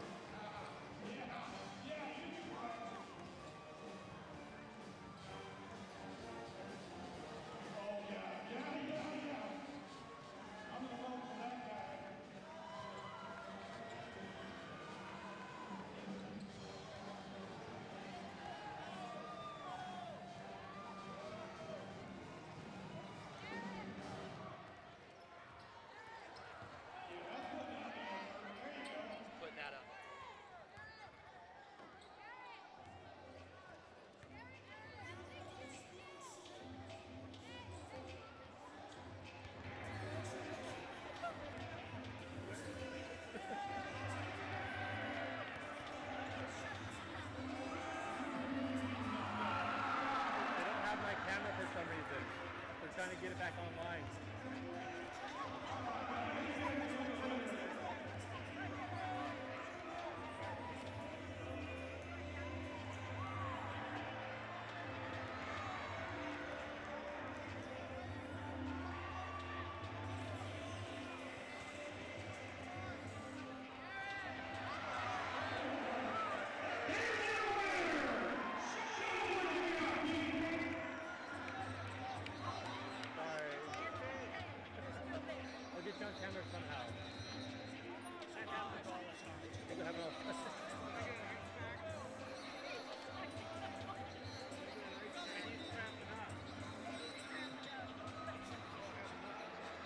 Get it on the dance cam. The what? The dance cam. Welcome back inside the Burns Arena. Great interview with Western Athletic Conference Deputy Commissioner Ron Lagri, and he added some great insight on the 4-year transition period, you know, on what they're expecting from Dixie State early. They know it's going to be rough that first year, but, you know, really try to sort things out. That's what the 4-year period's for anyway. And he talked about football, and he was the one that brought football up and, you know, trying to bring WAC football back, and that's exciting. We're great to have Ron here tonight and on the broadcast. We got another 20 minutes of basketball to play, Mike. Very important 20 minutes of basketball. With Dixie up 41-28, they have to take control and get that momentum. It'll be interesting to see which team comes out and grabs that momentum. We got 20 minutes to go, those 4-minute battles. The momentum's going to be everything. Is it Dixie State that's going to push away and get some separation, or is Regis going to make a run and make this a closer game? Same starters for Dixie State: Pagankoff, Youngblood, Stain, Schofield, Green. And one difference for Regis. You've got Dawson, Little, Rochak, Cranston, Lown, and then Bokel instead of Virgilino. Dixie State with the first possession of the second half. Dixie State now moving left to right across your radio dial. Pagankoff with 13 to shoot. Pulls it out. He's asking for a screen from Schofield. Finally gets it. Dribbles around the lane. Tries to bounce inside, and he's fouled. You clearly wanted that screen to come a little bit sooner, but he's able to get fouled, and they'll get 20 seconds back on the shot clock. The foul against Bokel is first. We can see Jack Pagankoff drew 3 Regis defenders. He came off that screen, and it drew a lot of attention. He's dangerous when he comes off, and Regis knows it, so all their attention focused on Jack Pagankoff on that screen. Pagankoff baseline right will bounce inside to the left side to Green, and he catches and scores it. They run him through the lane from right to left. He gets open and scores. Wow, they're so good, so efficient on their out of bounds underneath. You know, that executed perfectly for 2 points. 19-18. Research project for you, Mike. Go back and see how many inbound plays Dixie State has scored on through this year. Bokel, speaking of scoring, he'll get inside and score it for Regis. 43-30, Dixie State a 13-point lead.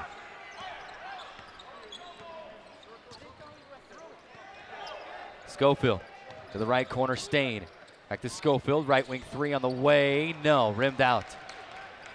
And the rebound to Brian Dawson. Dawson ahead to Little. Little on the right side, Cranston Lown. Kick it into the left corner. Bokel for 3, missed it, and Youngblood goes up high and snares the rebound. Youngblood pushes across the timeline. Backing inside, and he'll score it. He got the rebound, pushed it up the floor, and drove it inside. Backed in Cranston Lown and scored. He did it all. 45-30, 18-22 to go, second half. Bounce inside Rochak, and he'll score with contact. Well, they're just defensively, Coach Judkins is just wanting to see 2 or 3 consecutive stops. That time the post player's getting caught behind the post. Coach Judkins does not like those post players playing behind. It's too easy of an entry pass. And you can see Jared Green coming out of the game. I'm sure Coach Judkins will remind him he can't play behind the post. Green's third foul, so he'll come out, get a little breather. 18-19 remaining. The Trailblazers a 13-point lead. Rochak with 1 free throw. Rochak 4 for 5 from the stripe tonight. And it's up and no good. Rebounded Cameron Chatwin, who just checked in for Green. Pagankoff to Chatwin. Almost went out of bounds. Chatwin had to chase it down. He does so. It'll give to Youngblood. Top of the key, Schofield. The right side, Pagankoff. 14 to shoot. Baseline. Splits it, 2 defenders, and bounces inside to Schofield, who catches, and he lays it off the window and in. Great interior pass there for Hunter Schofield. You know, he's very good, Carrick. We talked about all night. When he's in the paint and he can catch it with some movement towards the basket, he's tough to stop. 47-32, Dixie State a 15-point lead. Ball is loose on the other end. Staines got it. Hand off to Pagankoff. Here come the Trailblazers. Pagankoff into the lane. He'll leave it for Schofield, and he's fouled on his way to the bucket. Trying to listen. You're doing the same thing I am. Trying to listen to the conversation between Jack Pagankoff and Coach Judkins. And I think Coach Judkins is asking why he didn't go to the hole. Is that what he's asking him? He asked him why he didn't go to the hole, and Jack laughed and said, well, probably wasn't going to get the call anyway. First free throw's up and in for Schofield. What he was talking about is he doesn't want him to come right down the middle of the floor. Maybe move to a side a little bit so when Hunter trails, he can come right down the middle, and that's an easier pass for Hunter Schofield. It's kind of a bad angle, but if he could have had a little bit better spacing as it came down the floor, it would have made that pass to Hunter much easier. Hunter Schofield splits the free throws, brought to you by Vintage at Canyonlands, and it's a 16-point lead, 48-32. Little will swing it around Eberikwe. Top of the key, Cranston Lown for 3, left wing. It rims out, and Dason Youngblood going to grab the rebound. Youngblood has it knocked out from behind, but he's able to keep it. Over to Pagankoff, right wing 3 on the way. Left it short, and it's out of bounds. Chatwin tried to chase it down, couldn't get to it soon enough. Having a hard time getting into the rhythm here offensively. Now, they had one solid possession, but nothing since then. Regis doing a good job again, switching some screens and making things a little bit more difficult for Dixie's offense. 17 minutes to go, 3 minutes gone by in the second half. Little, cross-court pass, Eberikwe, lobbing in to Virgilino. And it's tipped, ball is loose. Pagankoff the steal. He'll walk it across the timeline. Hand off to Stain, now to Chatwin. Try to throw a pass into Schofield, went over the top instead of a bounce pass, and it's stolen right back. Gibson, he'll lose it, and it's taken away by Jack Pagankoff. Teams trading turnovers. Pagankoff will bounce it to Youngblood, and he misses. And the foul gonna go against Virgilino. And that foul almost stopped a great pass. I mean, you had Pagankoff wrapping around, and he fouled Pagankoff. That one, you almost got to let it play on and let Youngblood make that layup. He missed, so we'll take it. You love Jack Pagankoff. He never wants to make the easy pass. He's got to make it look nice. He's going to make it look nice, and it was right there. That was a great decision and a great pass by Jack Pagankoff. Schofield, three-point land straight away now to Pagankoff. Jack stops the dribble. Perimeter left side, looking for help. Gets Stain. Into the right corner now, Youngblood. Youngblood trying to bounce inside to Chatwin, and it's kicked by Gibson. And the shot clock back out to 20. Again, Coach Judkins talking to Cameron Chatwin about spacing and where he's going to set that screen. Where he sets the screen is so important because it indicates where he's going to roll. Youngblood to the near side and Pagankoff. Jack has it knocked out of his hands, chases it down, goes to the ground, and he's out of bounds after he falls. And a turnover back to Regis. So Regis, every time Jack Pagankoff comes off the screen. Both guys jump out and double him. They completely double him. So that play before, when he was talking, Coach Judkins was talking to Cameron Chatwin, he was telling him, you don't have to roll as far. You need to pick and pop so Jack has an option to get a quick dump, and then you've got numbers. 48-32. Here's Little inside for Regis. Couldn't get it to go, but Rochak is there to clean up the garbage, and he'll tap it back in. 48-34, a 14-point Dixie State lead with 15:45 to go. Media timeout coming on the next whistle. Pagankoff will push it up the floor, and a foul going to be called inside as Chatwin was pushed to the floor by Rochak. And that will bring us to the under 16 media timeout. 15:41 to go as we take a look at Rochak pushing off on Chatwin, then trying to get over and draw the charge. 48-34, Dixie State the lead. 60-second timeout in back on the Trailblazer Basketball Network.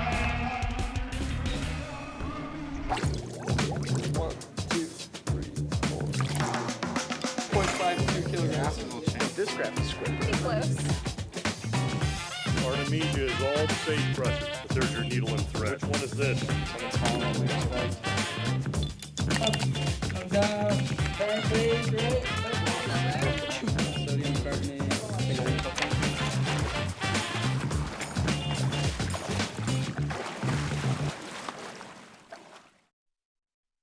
I got you right where I want you. I make this one. It's over. I win. No pressure. Bring it.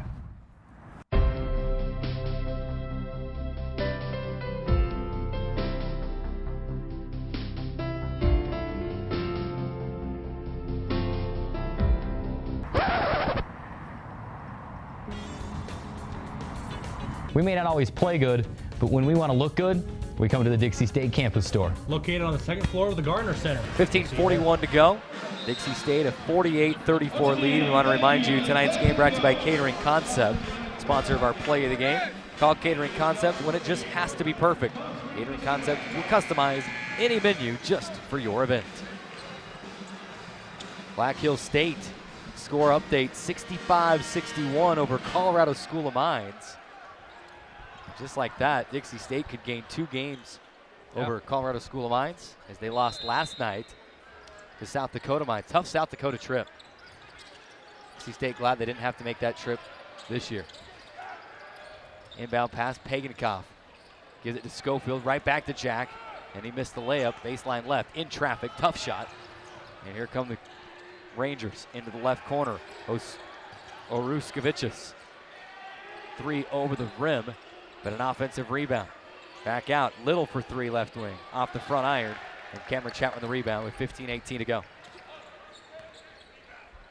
Big 15 minutes for Dixie State. You know, they've kind of found that rhythm. They've made that adjustments with the switching and the screen and roll. So hopefully they can get some momentum here offensively. Wilson, baseline left side, bounces into Hunter Schofield, and he lays it up and in. The anticipation from Wilson knowing that Schofield was coming down the lane was incredible. Yeah, it's good spacing. You know, that cut is there because guys are spread out and they're moving, and it really opens up that lane. 50-34, 16-point Dixie State lead with 14:44 to go. Rochak catches on the right block. He'll jump it. And it comes over the rim and off, but he's fouled by Cameron Chatwin. Cameron Chatwin's putting in some big minutes. I was going to say, this is about the time when Coach Judkins will probably get a sub because he's really working hard defensively. He's running the floor real well, and that time defensively, you chalk that foul out for maybe just a little bit tired and behind about a half a step. Rochak first free throw is in. 13 points for Tony Rochak.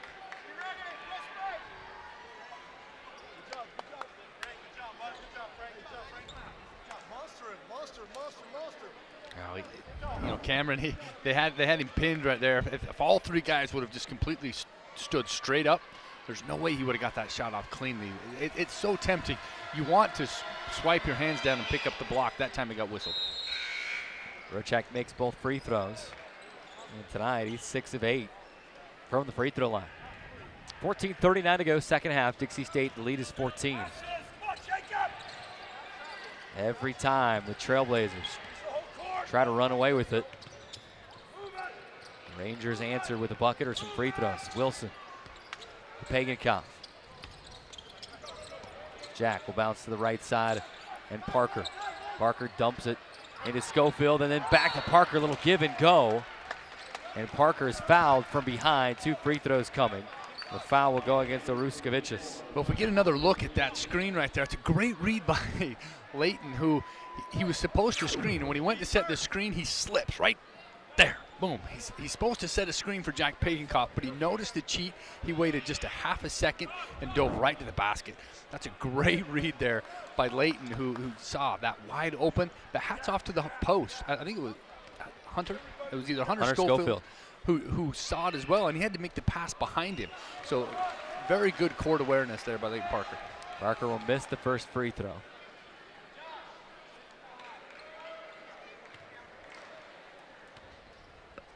And he'll have one more on the way up and in.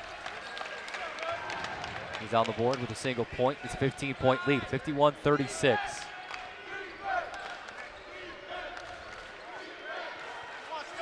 The Rangers with possession. 14:05 remaining. Cranston Loud. Oruskevicius to Dawson. He'll jump a left wing 3, and it's an air ball up and over the top of the cylinder. And it bounces over into the Dixie State cheerleaders. And with that, Donald Gibson checks in, as well as Kevin Eberikwe. Said it in the first half, I'm going to say it again. This was the second game of our back-to-back. So last night I was up late, this morning going over it. There was a lot of names I had to make sure that I had right tonight, and I hope I'm saying them all right. Following the pronunciation, guys. 13:47 to go. Wilson going to get called for the offensive foul, and anytime you bring the arm up like that, whether you really meant to push off or not, you're going to get nailed. Yeah, kind of an easy call by the official, but you can see he's got his arm out. There's chest first. You know, Andre's just, he's a strong guy. Yeah, he's going for a touchdown with that stiff arm. He's a strong dude, so you know, he was off balance just a little bit, but easy call for the officials. 13:34 to go, second half. Dixie State a 51-36 advantage. Largest lead tonight has been 16 points. Dixie State takes the ball back. And Pagenkopf throws a bounce pass that goes off of the foot of Gibson, but off the top of the foot, so no kick. Gibson will bring it back up the floor, misses a 3. Offensive rebound, Eberikwe, and he throws it away after the rebound. To Pagenkopf, he's got 5 seconds to get it across the timeline. He does. He double team just across the timeline. And a foul, or a timeout.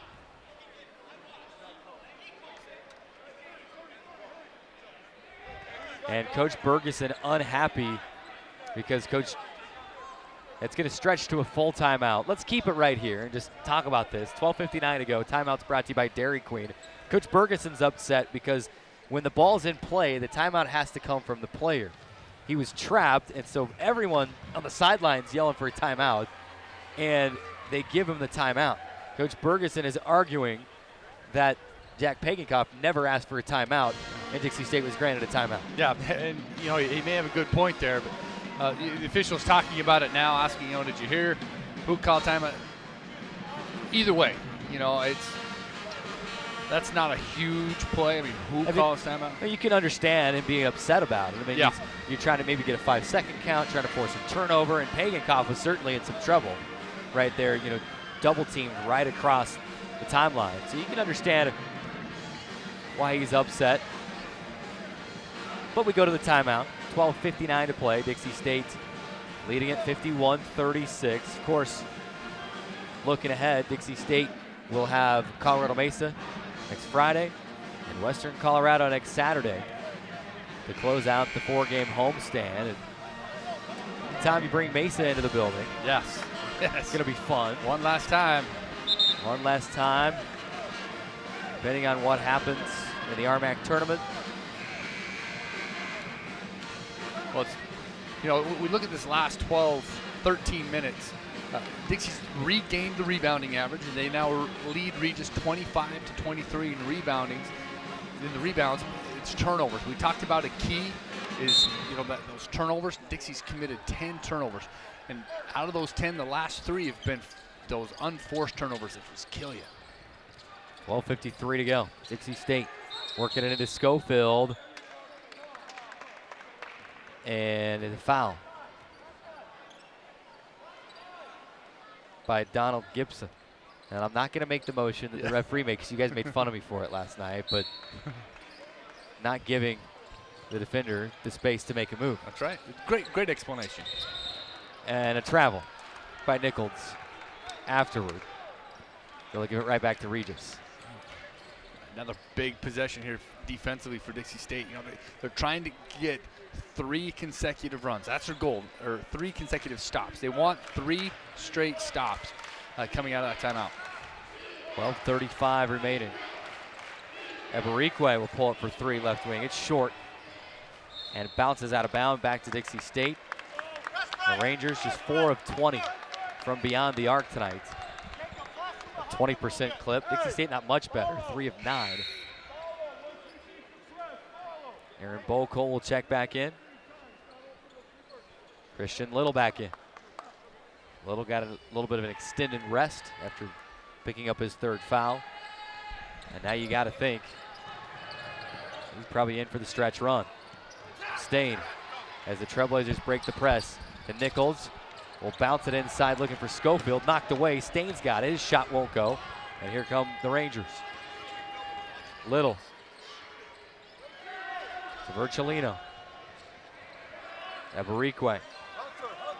Back to Virgilino. 15 feet from the bucket. Baseline right. Backing in on Nichols. Spins left into the paint. Knocked out of his hands by Nichols, but Little picks it up and lays it in on the right side. He's a big, strong guard. He can hang with posts. He's athletic. He's got a lot of upper body strength, which allowed him to go up strong, absorb the contact, and still score. Trailblazers the other way. 11:44 to go. Media timeout coming next whistle. It's a 13-point lead. 51-38. Stain to Schofield. Schofield to Parker. Parker bumped by Virgilino. No whistle. He'll bounce inside Schofield, and Schofield will lay it up and in. Another good move. That's where you want him to get catchy. Coach Judkins yelling again, 3 stops. Give me 3 straight stops. That's the goal. 11:16 remaining. And Little travel.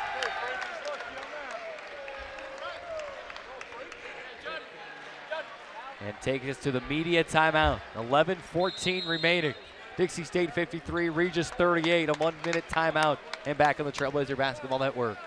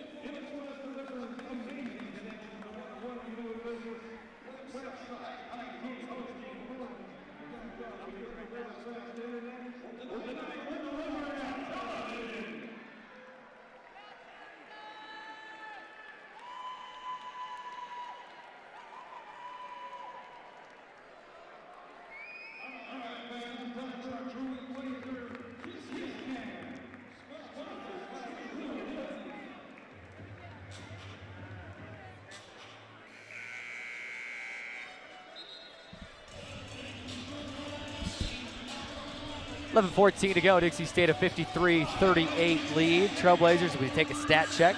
52% from the field for the game. 55% in the second half. Regis, not quite as good. 33% from the field. 30% from beyond the arc in the second half. Dixie State out-rebounding Regis 26-24. So the Trailblazers, as you go back to the key to the game, it's guard play, rebounding, and energy. Doing pretty well with a 15-point lead.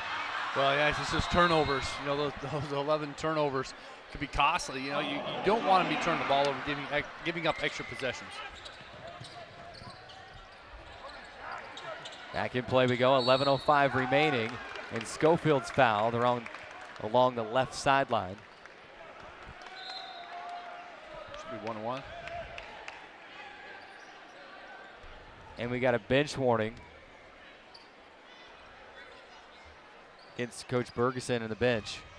He was pretty upset after the Pagenkopf timeout situation. And he's still been letting him have it. He's also pointing out the officials the discrepancy in fouls. You can hear him he's looking at the scoreboard saying it's 8-3. But they're playing from behind.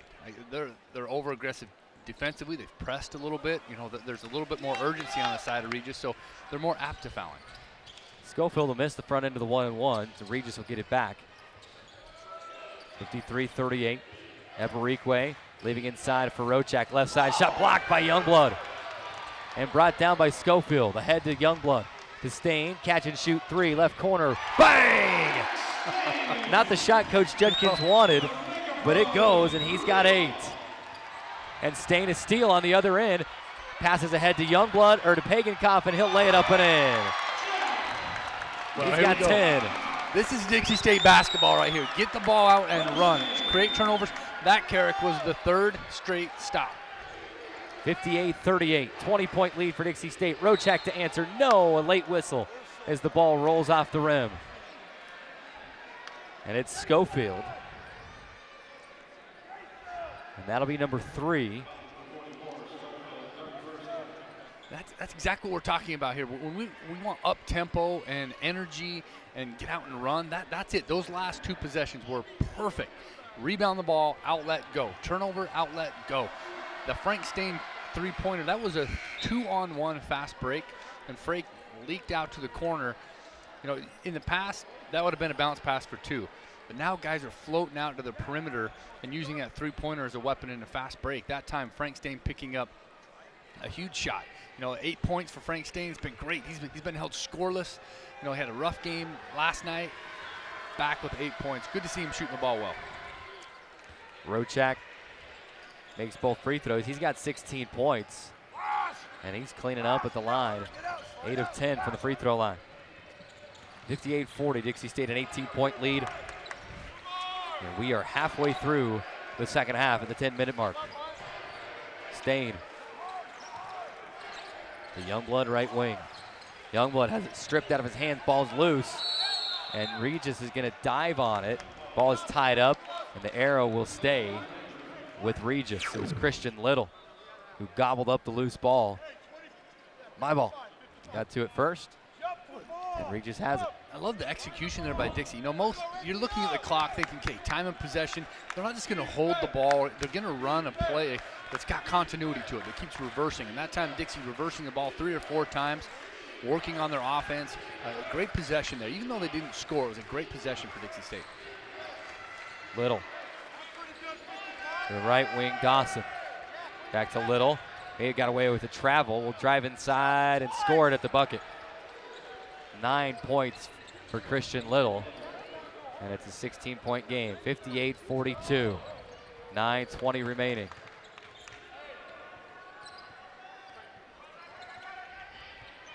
Youngblood to Schofield. To the right wing, Pagankoff. Jack. Baseline right now. Kind of wrap it back around to Schofield, and it's tipped out of bounds. They'll stay with Dixie State on a 9-second shot clock. Roberto Vercellino going to check back in from Torino, Italy. Got a guy from Switzerland, Italy, Australia, Lithuania.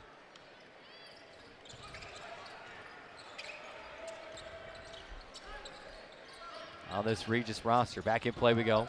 Pagankoff left corner. 3 to shoot, 2 to shoot for 3. Short off the front iron. Gets his own rebound. Put back no. And ball into the hands of Cranston Lown for Regis the other way. Passes to Benz. Benz to Little. Spinning inside. Shot blocked by Youngblood. And a whistle and a foul as Little was out of control and just threw a shot up, and he's bailed out with a foul call. Love to see that one again. Jason Youngblood doing a very good job defensively. He's moving his feet. His hips are in the right place. You can see him. He's sliding. He's sliding. He's got his hands where they need to be. A little check. Chest him straight up. Great defense. That's right there by Jason Youngblood. Perfect defense. We'll take it. By Jason Youngblood. Say it. Say it, Mike. Ball never lies. Ball never lies. He misses the first free throw. Pagankoff. Schofield going to check out with 45 seconds before the 8-minute mark. Get him a little extended rest before the media timeout. I mean, you look at those two guys. Pagankoff, 10.6 rebounds, 6 assists, and 4 steals. Coach Judkins telling him, hey, you know, we're up 15 points, but I'm going to give you a quick 45-second break before we get you back in. You know, Hunter Schofield doing a great job, 17 points, 4 rebounds, 2 assists. Great minutes by those two guys. Speaking of which, you better start thinking. We got to name our SkyWest Airlines player of the game during this next media timeout. So get your thinking cap on there, Mike. Youngblood across the timeline. Running the point with Pagenkopf getting a breather. Wilson catches right wing. Still has a dribble, doesn't use it, instead throws a pass. It's stolen by Eberikwe, and he's fouled in transition by Jacob Nichols. And a pair of free throws coming for Kevin Eberikwe. Another turnover. You know, they've really got to work on that discipline, and that's where Coach Judkins in the film session, they're going to be talking about what these turnovers mean, right? And so, he's going to talk about it, and those film sessions are going to be valuable, and hopefully they can learn from it. You can't make those type of turnovers in postseason play. Eberikwe makes the first free throw. But I tell you, if you're lucky enough to be sitting around the Dixie State bench rewatching this game, I mean that right there is worth the price of admission alone. You get to hear the coaches interact and talk. And Coach Judkins never stops coaching. Second free throw from Eberikwe is short. 2 Dixie State players lose it. It goes right back to Eberikwe. He's fouled again, and he'll get 2 more free throws.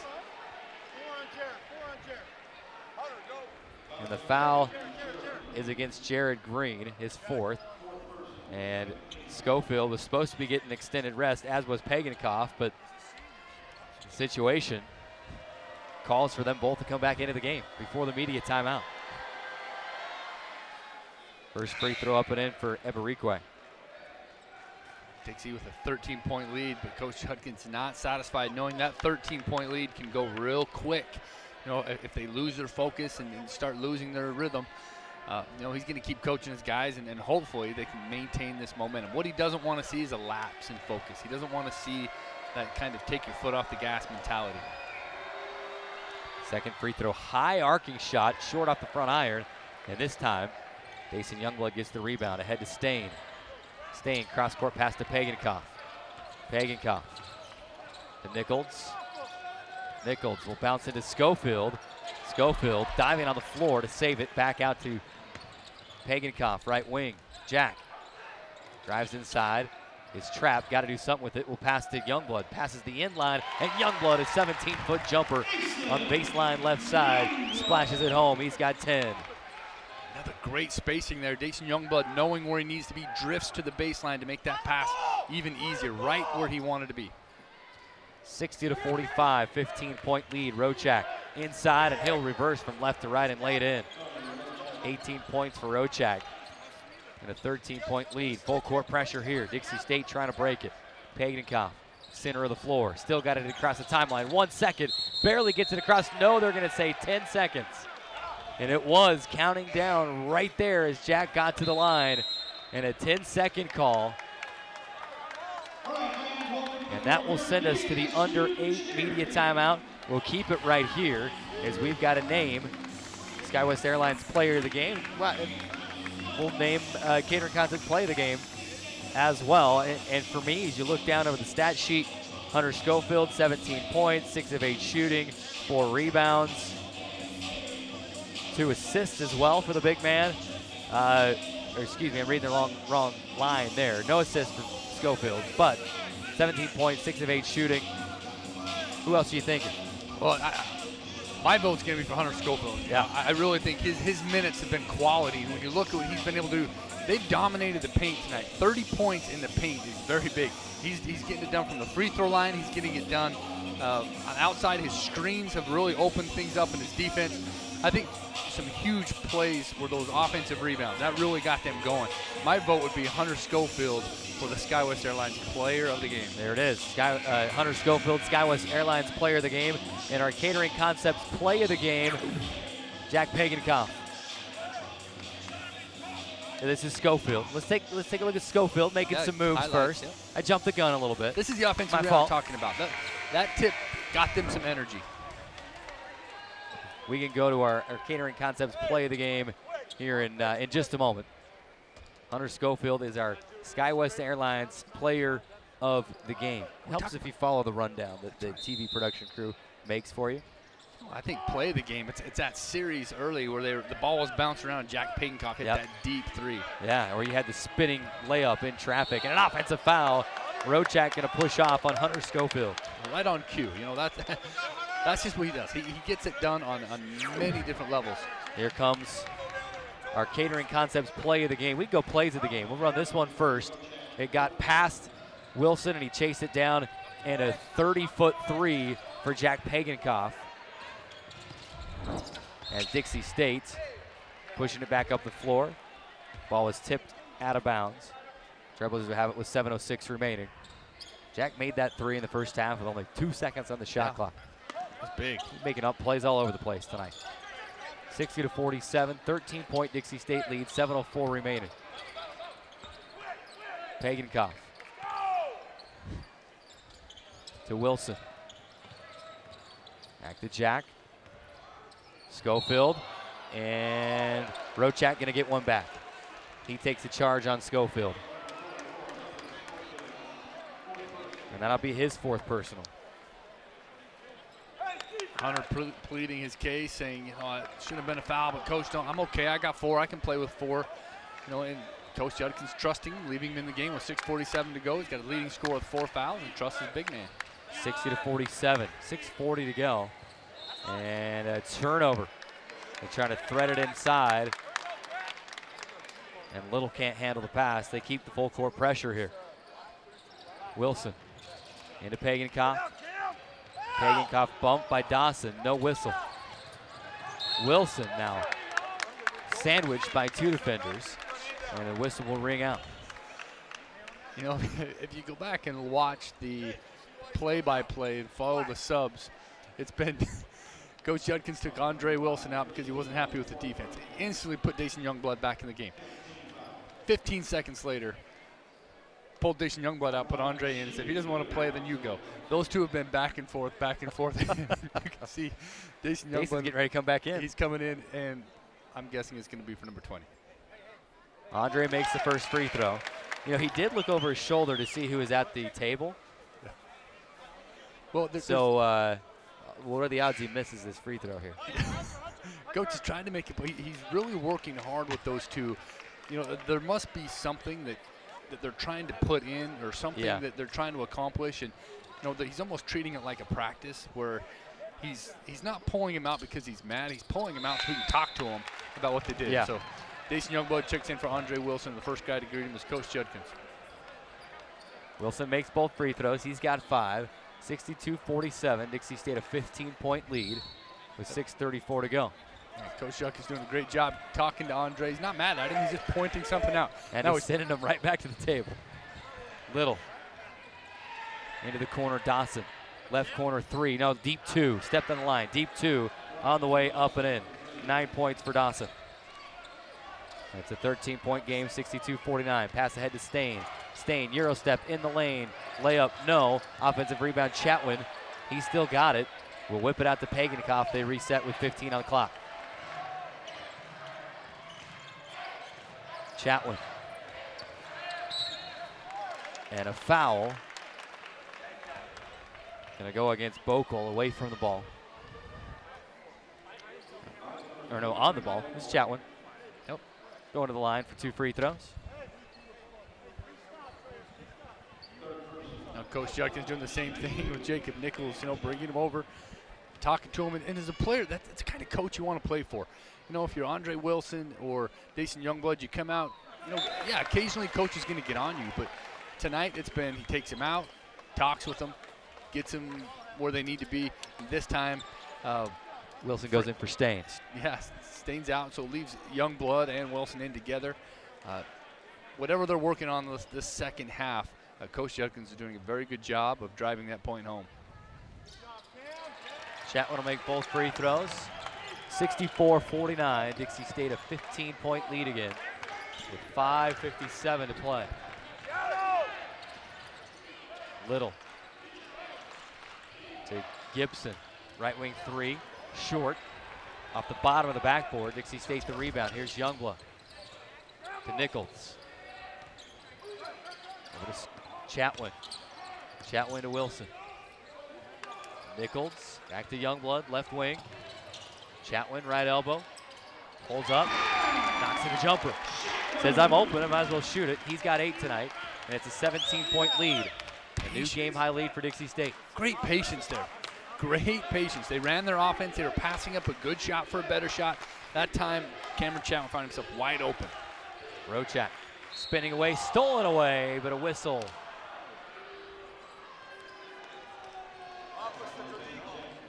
(66-49), and the foul goes against Pagankoff, his first. And he didn't like the call. He was across half court with the basketball. He wanted to lay in. Pagankoff looking for another steal. He's got 4 steals, 7 assists, 6 rebounds to go with his 10 points.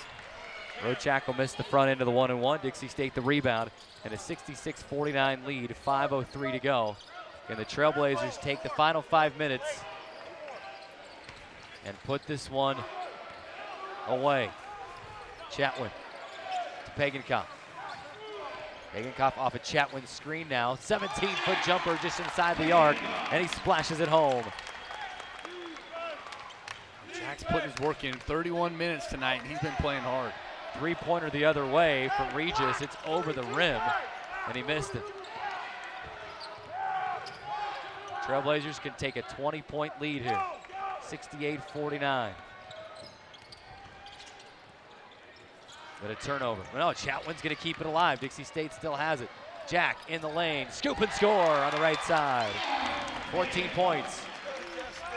And a 70-49 lead, a new game high. Gibson, right corner 3. He's just going to keep putting them up. Yeah, to the point now they've abandoned their offense. That's 4 for 23 from the 3-point line. It's just been catch and shoot threes, and they haven't been able to connect. I mean, not shooting the ball very well at all. 4 for 23, 17% tonight for Regis from the 3-point line. Now it's inside Nichols, catches right block, kicks it to Chatwin. He'll take a 3 left corner. No. And the rebound into the hands of Brian Dawson. Here come the Rangers. Dawson hesitates, now drives inside, and he's called for a foul against Pagankoff, and Jack can't believe it again. And I think he's got an argument. I mean, it looked like Dawson just went to the ground. The media timeout. And we can take another look at that foul when we come back from the break. 3:39 to go. Dixie State a 70-49 lead. Take a 1-minute timeout, come back on the Trailblazer Basketball Network. Radio Dixie 91.3. We don't play that. Nope, not that. A big fat no there. That's what we play. And stuff like that. On St. George's only alternative, Radio Dixie 91.3. Oh, and from 9 till midnight, we play this. I need a one dance. And this. Radio Dixie 91.3 FM.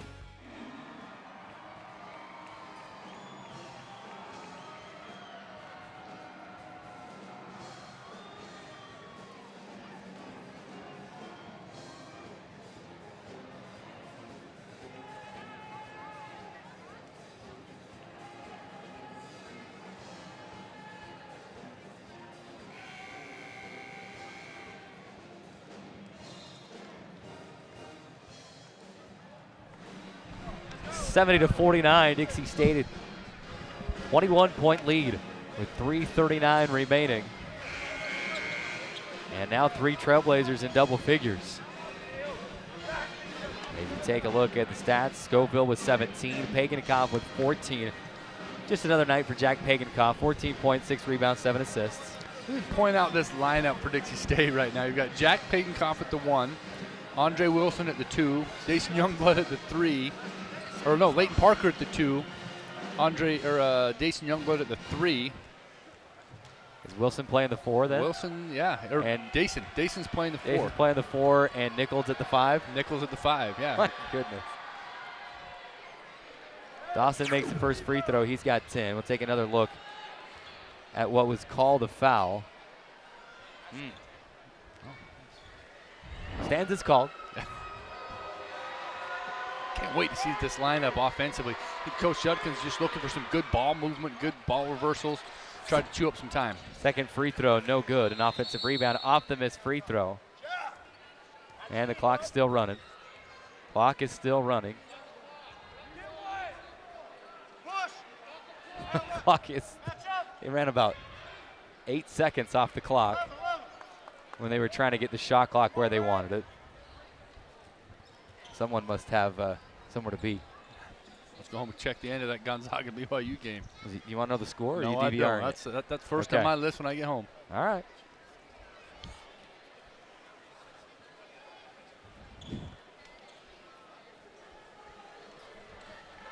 .335 remaining.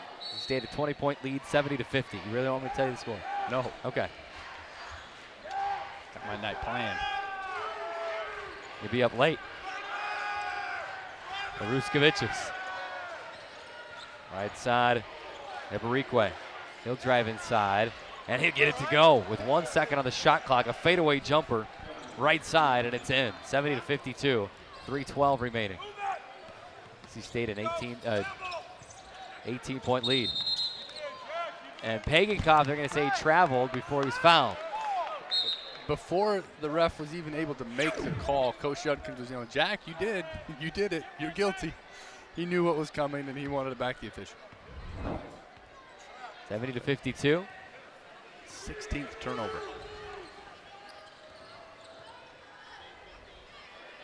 Cranston Lown inside. He can't score. Dixie State the rebound and moving up the other way. Pagenkopf. Get it to Parker. Parker to Youngblood. See, this is what we're talking about, just using some time and reversing the ball with 4 guards. Bleeding every second out of each possession. Pagenkopf with 5 to shoot. Will step up. Wilson with 2. 3-ball right wing. No. And Leighton Parker offensive rebound. No, an offensive foul. Should say a loose ball foul against Parker. Sure if they say that he pushed off or what the. I didn't see in that play. I think maybe it was more of a push in the back by Nichols than Parker. Yeah, the ball was still in the air, so I mean it's a free ball, and he went for it. There's a lot of contact. I don't think he went over his back. Both guys were up in the air, but he got whistled for it. Cranston Lown.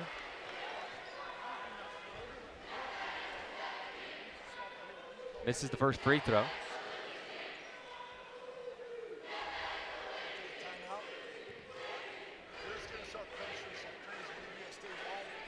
Second free throw. No, short, but Youngblood's going to get called for a foul. Pushing off on Michael Benz.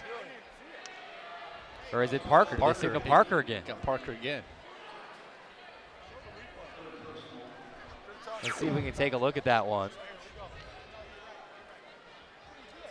And they did have the left arm hooked around the back of Michael Benz. Trying to shoot that before they look at it. Yeah. Fortunately, basketball, I don't think it works that way. No, they go back like 4 or 5 plays. Start the clock. Let's go.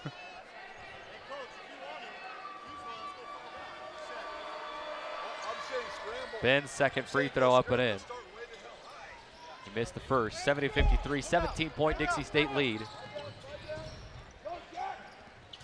With 2:18 remaining.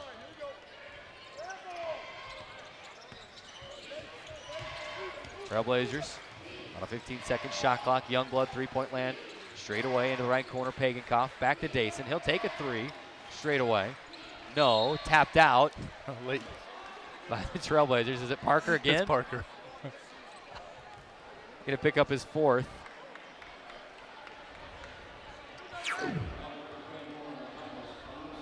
Oh no, it's going against Regis. It's a great tip out. Ruskoviches. Getting called for the foul. Parker's at the free throw line. Misses the free throw. 2:02 remaining.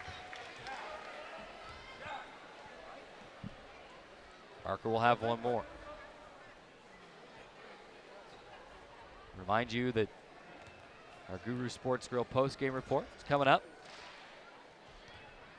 break down this game. We'll chat with head coach John Judkins. Parker makes the second free throw. 2:02 remaining. Frank Stain will check in. Parker will come out. Frank Stain gets his first look at playing 4 position as he checks in for Leighton Parker and takes on that responsibility to play the 4.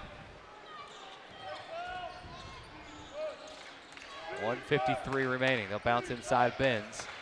Baseline left, spinning to the baseline, fading away. Can't get the shot though. Rimmed out. Pagenkoff the rebound. 1:40 to play. Coach Just, as they come down, told Jason Young, look, great job, Jason, you did it. That's exactly what I want. So, coming full circle. We got a lot done tonight with his guards. And the pass inside looking for Stain. It's tipped and taken away. 1:25 remaining. Pass inside, out of bounds. Intended for Kevin Collins-Eason. And it misses and gets out of bounds. Dixie State will have it back. 1:23 to go. Dixie State a 71-53 lead. Cameron Chatwin up off the bench. He'll check in. Youngblood. To the right side. Into the corner, Pagenkoff. Pagenkoff to Frank Stain. Stain to Wilson. Wilson over to Pagenkoff. Left wing. Shot clock to 5 and 4. Nichols inside. Can't get it to go. And the rebound with 53 seconds to play to Regis. Dixie State going to wrap up win number 14 on the season and conference win number 9. Benz for 3, left wing. No. Offensive rebound. No, it's loose. Dixie State's got it. Youngblood and Eberikwe end up tied up for the ball, and it goes back Dixie State's way with 35.3 seconds remaining.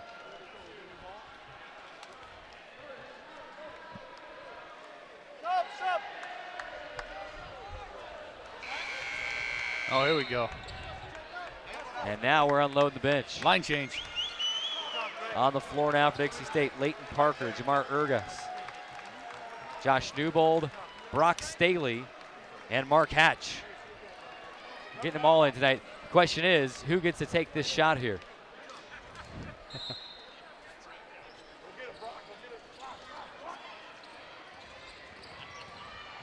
Hatch across the timeline. Over to Parker. Parker, was he fouled before he fell? He did. Mark Staley was getting ready to catch and shoot three-pointer right there.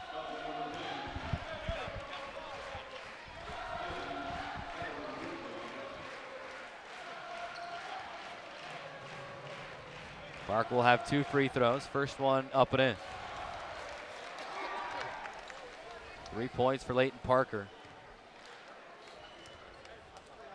Second one on the way and in. 4 points. 73-53. It's a 20-point lead with 22 seconds remaining. Shot clock is off. Eberikwe has it knocked out of his hands into the hands of Urgas. And then he's out of bounds. Out of bounds. Back to Regis. I can't see the floor right there over the scorer's table. Great game.